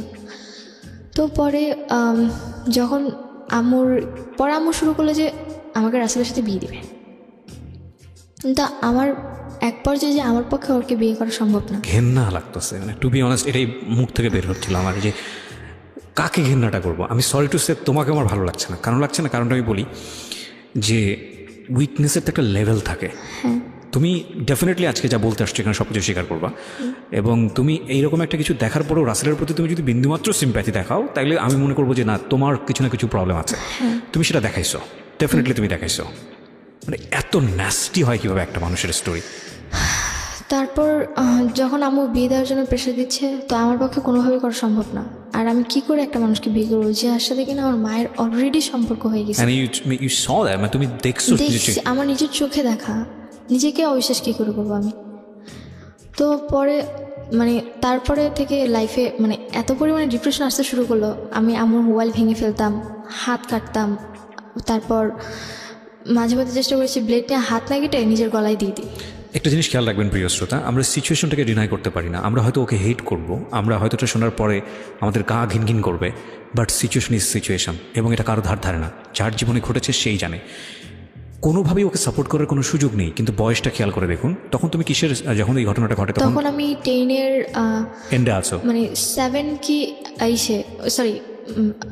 সেপ্টেম্বরে কি অগাস্টে। ওকে, ক্লাস 10-এর সময়টাতে, বয়স খুব বেশি হলে 15, 15.5 বা 16 দিকে যাচ্ছে।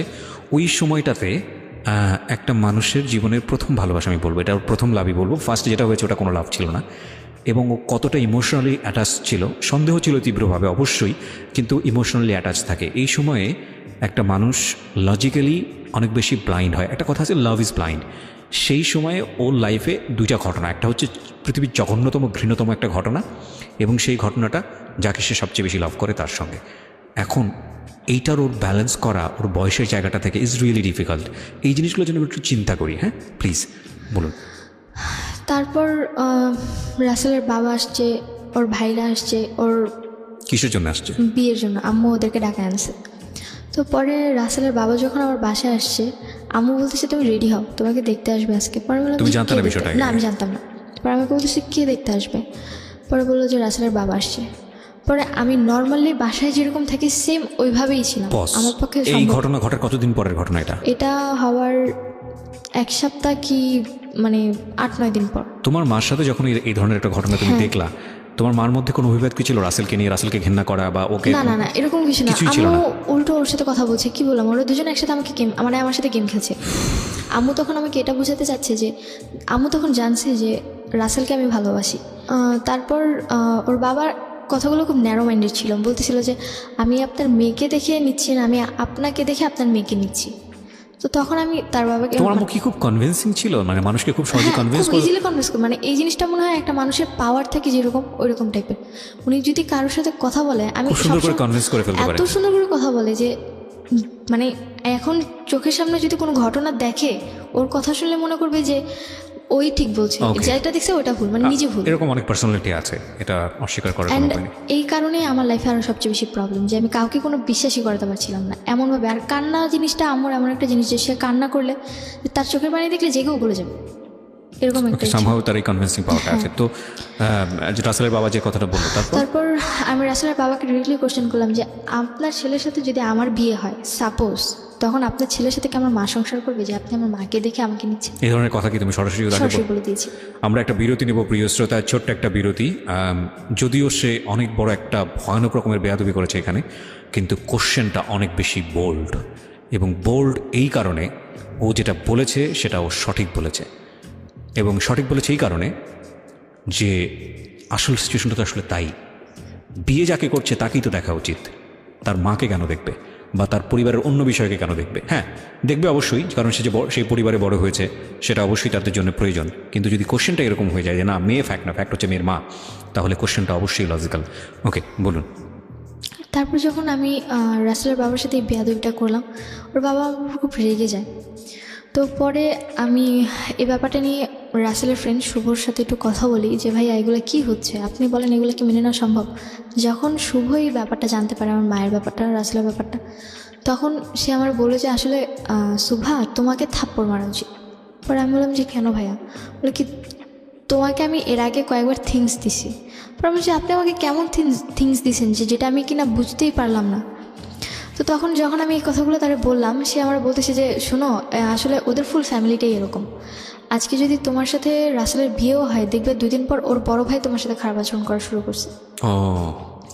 তারপর মানে আমার তো অলরেডি রাসেলের প্রতি একটা ঘৃণা চলেই আসছে, তার মধ্যে ওর ফ্যামিলি ব্যাকগ্রাউন্ড সম্পর্কে যখন আমি আস্তে আস্তে ওর ফ্রেন্ড শুভর কাছ থেকে জানতে পারলাম, তখন তো আমার পক্ষে কোনোভাবেই আর কোনো কিছু মেনে নেওয়া সম্ভব না।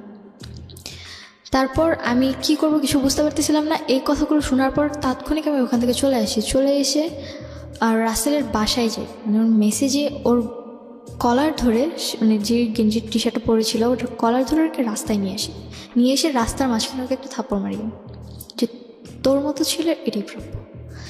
ওইটা বলে বাসায় এসে সহ্য করতে পারি না আসলে, যে আমি যারা এতটা বেশি লাভ করি তার ব্যাপারে আমি এমন কিছু জানলাম যেটা কিনা আমি এতদিনে জানতে পারলাম না। এত বড় ভুলটা আমি কেমনে করলাম? মানে তখন নিজের প্রতি এতটা বেশি ঘেন্না হচ্ছিল আর মানে তখন মনে হচ্ছিলো যে দুনিয়ার কাউরে আর ঘৃণা করার দরকার না, আমার নিজেই ইনাফ আমার নিজের জন্য। তারপর কী করবো কিছু বুঝতে পারতেছিলাম না, মাথা পুরোপুরি খারাপ হয়ে গেছিলো, মোবাইল ভেঙে ফেলছি, প্লাস ঘরের মধ্যে মানে কিচ্ছু বুঝতে পারতেছিলাম না আসলে আমি করবোটা কি। তখন কোনো কিছু হাতে না পেয়ে পেলাম ব্লেড, হাতে ব্লেড পেয়ে আমার আর কোনো চিন্তা নেই। আমি আবার যে কোচিংয়ে পড়তাম ওই স্যার আবার মাঝে মধ্যে আমাদেরকে মানে সচেতন করার জন্য অনেক কথা বলতো। উনি একবার বলেছিল যে সুইসাইড করার জন্য অনেকে আছে যে মানে পানিতে ঝাঁপ দেয় বা কলাই দড়ি দেয়। আসলে এর চেয়ে সহজ উপায় হচ্ছে যে যদি কেউ হাতের শিরা কেটে দেয়, ক্লাসে বলেছে সে, হ্যাঁ, যদি শিরা কেটে দেয় তাহলে 10 মিনিট সর্বোচ্চ, তাহলে এই 10 মিনিটের মধ্যে সে মারা যাবে, এটা কনফার্ম। তো সো এইসব ভুল যেন আমরা ভুলেও না করি, মানে এটা জাস্ট আমাদেরকে সচেতন করার জন্য করেছে। কিন্তু সচেতন করার জন্য বলে সে টেকনিক বলে দিয়েছে। টেকনিক বলতে এখন আমার কাছে ওটাই, এখন আমার মাথায় হ্যাঁ, অনেক সময় ব্যাপারটা এরকমই আসলে, কেউ হয়তো সচেতন করার জন্য বলছে, কেউ হয়তো এটাকে নেগেটিভলি ব্যবহার করছে। তো তুমি ওটাকে কি করলা? আমি নেগেটিভলি নিয়েছি। ফাইন। আমি হাত কেটে ফেলি, অ্যান্ড হাত কাটার পর আমার আর কোনো সেন্স নেই, মানে শিরা কেটে ফেলে? হ্যাঁ, হাতে শিরা কেটে ফেলি।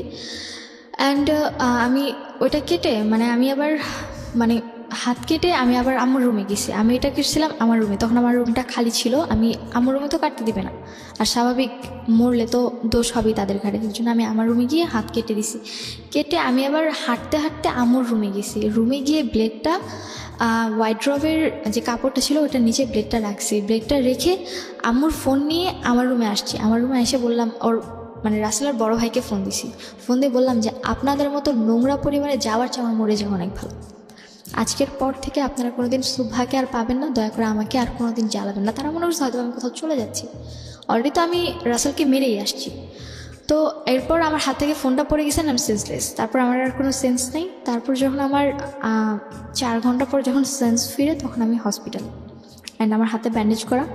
পরে আম্মুর মুখ থেকে যেটা শুনলাম যে আমার হেঁটে যে আমি আম্মুর রুমে গেছি আবার আমার রুমে আসছি, তখন রক্তগুলো নাকি নিচে পড়েছিল, যেটা কিনা আম্মু দেখতে দেখতে আমার রুমে আসছে। অ্যান্ড এসে দেখে যে আমি পড়ে আছি, মনে করেছে শুয়েছিলাম, কিন্তু রক্ত দেখে সে আর ঠিক থাকতে পারেনি। হয়তো বা আমার রক্ত তার মধ্যে কোনোটা যদিও চেঞ্জিং আনে। তো সে আমার রুমে এসে যখন আমার হাতটা কাটা দেখে, হাতের মধ্যে তাড়াতাড়ি করে কাপড় পাচ্ছে। তারপর রাসেলকে ফোন দেয়, রাসেল আর আম্মু আর আমার নানুকে ফোন দেয়। 3 জন মিলে আমাকে হসপিটালে নিয়ে এসে আমার হাতে সেলাই করে প্লাস হাতটা ঠিক করে। কোন হসপিটাল এটা? আলসান। এই হসপিটালে সাধারণত এগুলো নেওয়ার কথা না, কেস নেওয়ার কথা। হ্যাঁ, কেস নেওয়ার কথা। এই জায়গায় আরও একটা কথা হচ্ছে যে কেন কেস নেয়নি, আমার খালামুনি এখানে জব করে। সামহাউ সে ম্যানেজ করেছে। সামহাউ বলতে আমাকে যে নিয়ে আসছে, পিছনের একটা গেট আছে, ওই গেট দিয়ে আমাকে নিয়ে এসে একেবারে 4 তলায় নিয়ে গেছে, যেখানে অপারেশন থিয়েটার। 4 তলায় নিয়ে গিয়ে অপারেশন থিয়েটারে জাস্ট ওনার যে পরিচিত ডক্টরটা আছে, মানে মানে উনি হসপিটালেও জব করে, আবার ওই ডক্টরের বাসায়ও জব করে, তো কাজ করে, যার কারণে ওনাকে ডেকে এনে আমার হাতটা কোনোভাবে ওয়াশ করে ঠিক করছে, মানে শিলি দিছে। তারপর এই ব্যাপারটা হসপিটালের কেউ তেমনভাবে জানতো না, কারণ যেহেতু আমাকে আস্তে করে নিয়ে আসছে, আর আমাকে কোলে করে উপর অব্দি তুলছে পুরোটাই রাসেল। তারপর যখন বাসায় নিয়ে আসি, আমার একটাই কথা ছিল, যদি রাসেল আমার সামনেও আসে আমি হাতের শিলি তো খুলবই, প্লাস নিজেকে আবার ওই জায়গায় মানে আবার ব্লেড দিয়ে আমি নিজেকে নিজে শেষ করে দেবো। এরপর বাঁচানোর আর কোনো স্কোপ থাকবে না। এবার তো দরজা খোলা ছিল, এরপর আবার দরজা না, এটা আটকে করবো যাতে কেউ খুলতেও না পারে। আমার কথাটা এরকম ছিল তাদের কাছে। তারপর পরে রাসেলের ফ্যামিলিরা আমাকে দেখতে আসে আবার আমার অসুস্থ অবস্থায়। পরে আমি ওদেরকে অনেক অপমান করি। পরে আমি বলি যে যদি আপনারা মানুষ হয়ে থাকেন জীবনের মধ্যে আমার সামনে আসবেন না, আপনার মতো ফ্যামিলির ছেলে বিয়ে করা তো দূরে থাকা, আমি কিন্তু মুখও দেখব না। এরপর শুভ মানে রাসেলের যে ফ্রেন্ড ছিল শুভ, ও মেবি রাসেলকে অনেক কথা বলে, যার কারণে রাসেল সহ্য করতে না পেরে চলে যায়, পুরোপুরি টোটালি কন্ট্যাক্ট অফ করে সিম চেঞ্জ করে এলাকা ছেড়েই চলে যায়। কে? রাসেল। ওকে। তারপর আম্মুর সাথে রাসেলের কোনো কন্ট্যাক্ট নেই। আম্মু তো পুরো দিশেহারা, রাসেলের কোনো খোঁজ পাচ্ছে না। প্লাস এখন আরও আমাকে ইমোশনালি বোঝানোর চেষ্টা করছে যে না, আসলে আম্মু আমার প্রতি অনেকটা কনসেপ্ট, মানে সে বোঝাতে চাচ্ছে যে না, সে আমার জন্য রাসেলকে খুঁজছে। তখন আমি বললাম যে আমার জন্য রাসেলকে খুঁজে কোনো লাভ নেই, রাসেলকে তুমি যদি এখন মানে রাজেশে যে আমার সামনে দাও, আমি কিন্তু তাকে কখনো আর অ্যাকসেপ্ট করতে পারবো না, বিকজ আমার পক্ষে এটা সম্ভব না। পরে আম্মু ওই জিনিসগুলো হয়তো বুঝতে পারছে, পরে আম্মু আর এই জিনিসগুলো ট্রাই করেও নি পরবর্তীতে। বিয়ের জন্য পরে রাসেলের ফ্যামিলি চলে গেছে, আমাদের রাসেলের ফুল প্রুভলি টোটালি রাসেলের সাথে কন্ট্যাক্ট অফ, মানে আমাদের ফুল ফ্যামিলি। এর মধ্যে হাত কাটা নিয়ে বাবার কাছে খবর গেল যে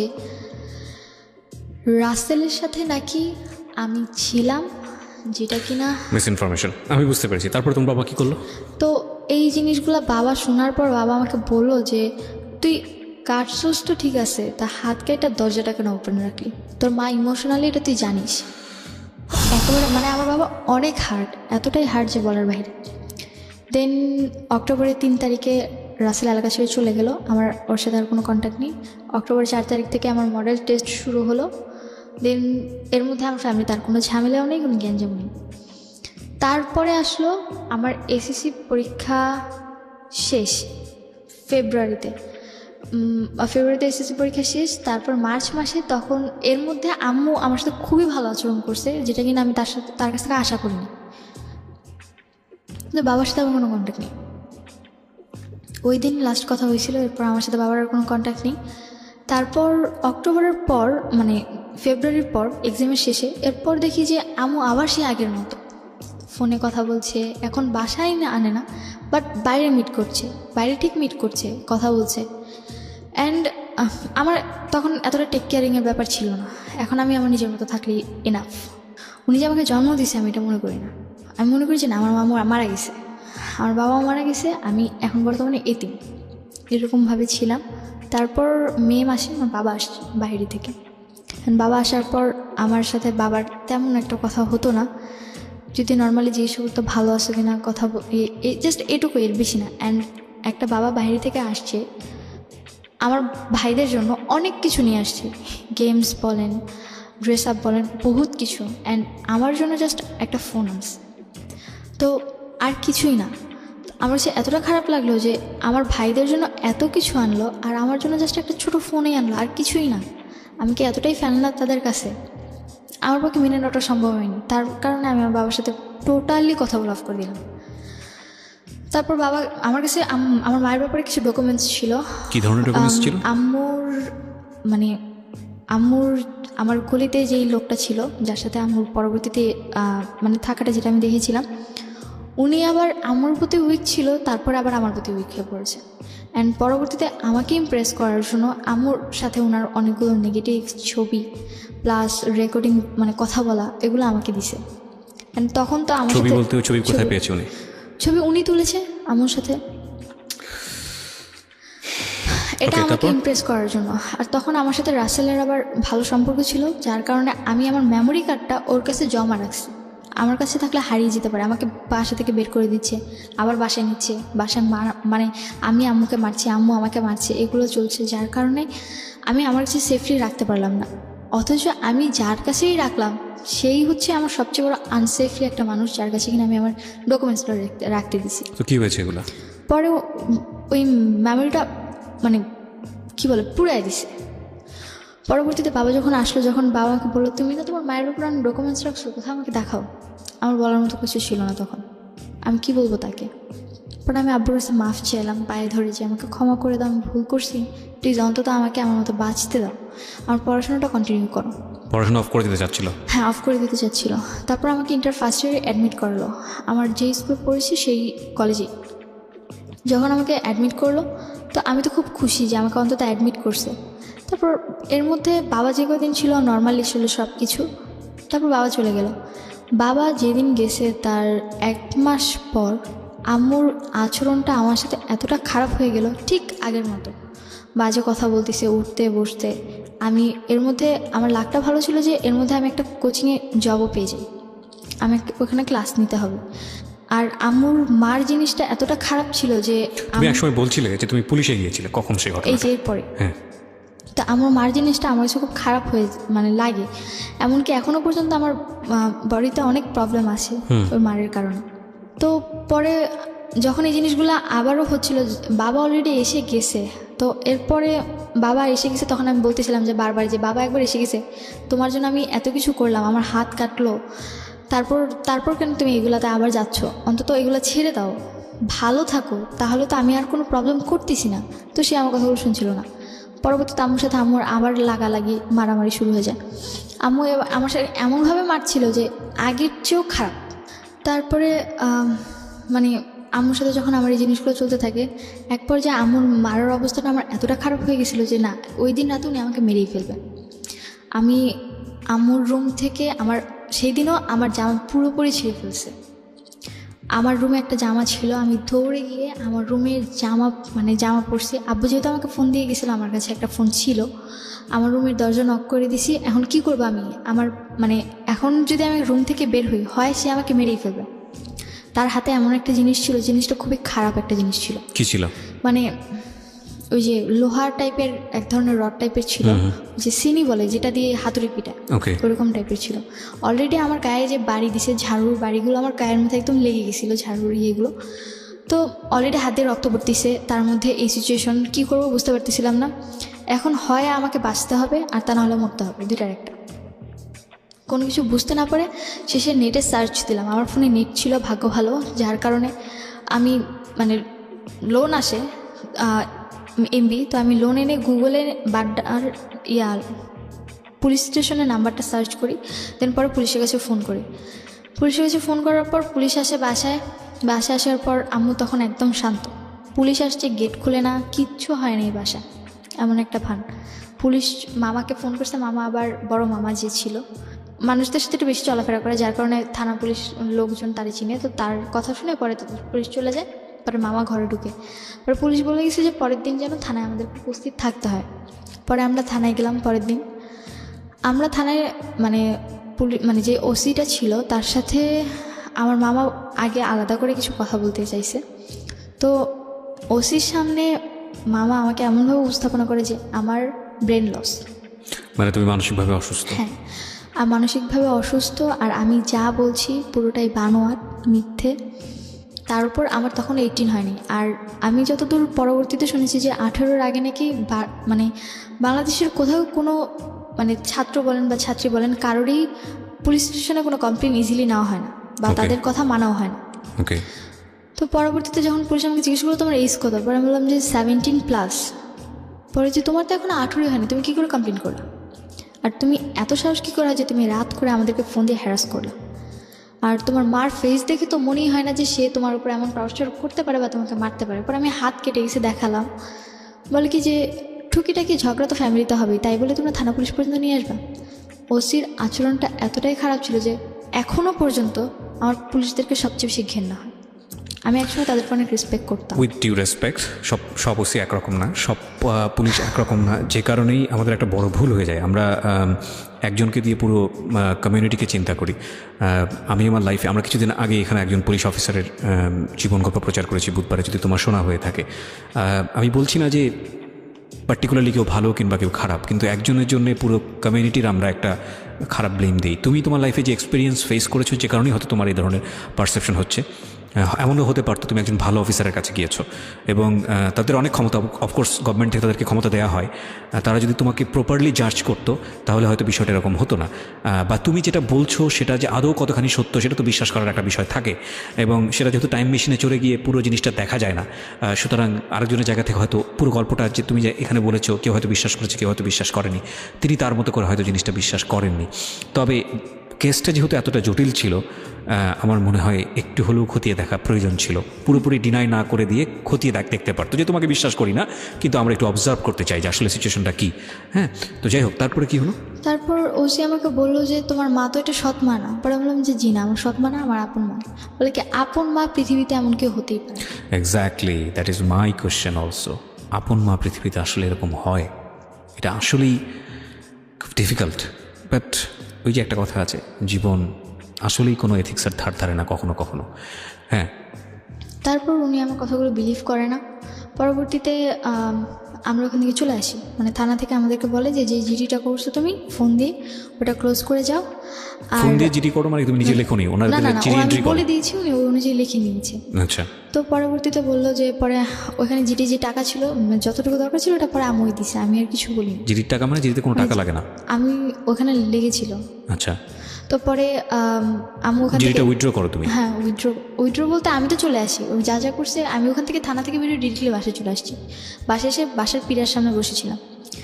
তো পরবর্তীতে দেখলাম যে এখন আমি পুরোপুরি অসহায়, মানে আমার পাশে না আছে গভর্নমেন্ট, না আছে আমার ফ্যামিলি, না আছে আমার কোনো রিলেটিভ, না পাইলাম আমি আমার লাইফে আমার ভালোবাসার মানুষটা, কিছুই নাই। লাস্ট কিছু আর কি বলার আছে? আর আর কি বলতে তারপর এখন পর্যন্ত ওইভাবেই চলছে দিন। এখন আমার আম্মুর সাথে আমার টোটালি মানে কোনো কথা নেই, মানে সে বললে বলে কিন্তু আমি শুনি। এখন টোটালি আমি তার সাথে কোনো কথা বলি না, মানে একটা বোবা যেরকম থাকে আমার একটা বাড়িতে, আমি সেম ওইভাবে থাকি। প্লাস আমি শুধু জাস্ট ওই বাড়িতে থাকি, আমার খাবার খরচ, পড়ার খরচ যতটুকুই আছে ফুলটা এখন নিজেকে চালাতে হচ্ছে। খাবার খরচ তোমাকে দিতে হয়? হ্যাঁ, আমার নিজেটা নিজেকে করতে হয়। কজ আমার মা ডিরেক্টলি কথা, যদি আমি আমার বাসার খাবার খাই তাহলে আমি আমার মরা ভাইয়ের মাথা খাই। তুমি কীভাবে চালাও এটা? কোচিং করে যে পয়সাটা হ্যাঁ, পাও, কোচিং করে যেই বেতনটা পাই ওটাতে আমার খাবার খরচ হয়ে যায়। মানে এই টাকাটা তুমি তোমার ফ্যামিলিকে দাও? না, ফ্যামিলিকে দিই না, মানে তুমি নিজে নিজে নিজেরটা নিজে, কজ ওনারা আমার জন্য করবে না। প্রথমে মনে করেছিলাম যে তুমি নিজে হয়তো নিজে রান্না করো নিজের জন্য? রান্না বলতে হ্যাঁ, নিজে রান্না করতে, মানে যখন রান্না করতে হয় তো করি, আর তা না হলে বাইরে থেকে খাবার আনি। কিসে পড়ছো তুমি? আমার পড়াশোনা ইন্টার ফার্স্ট ইয়ার পুরোপুরি কমপ্লিট করেছি, অ্যান্ড সেকেন্ড ইয়ার ভর্তি ডেট ছিল, এখন নেই।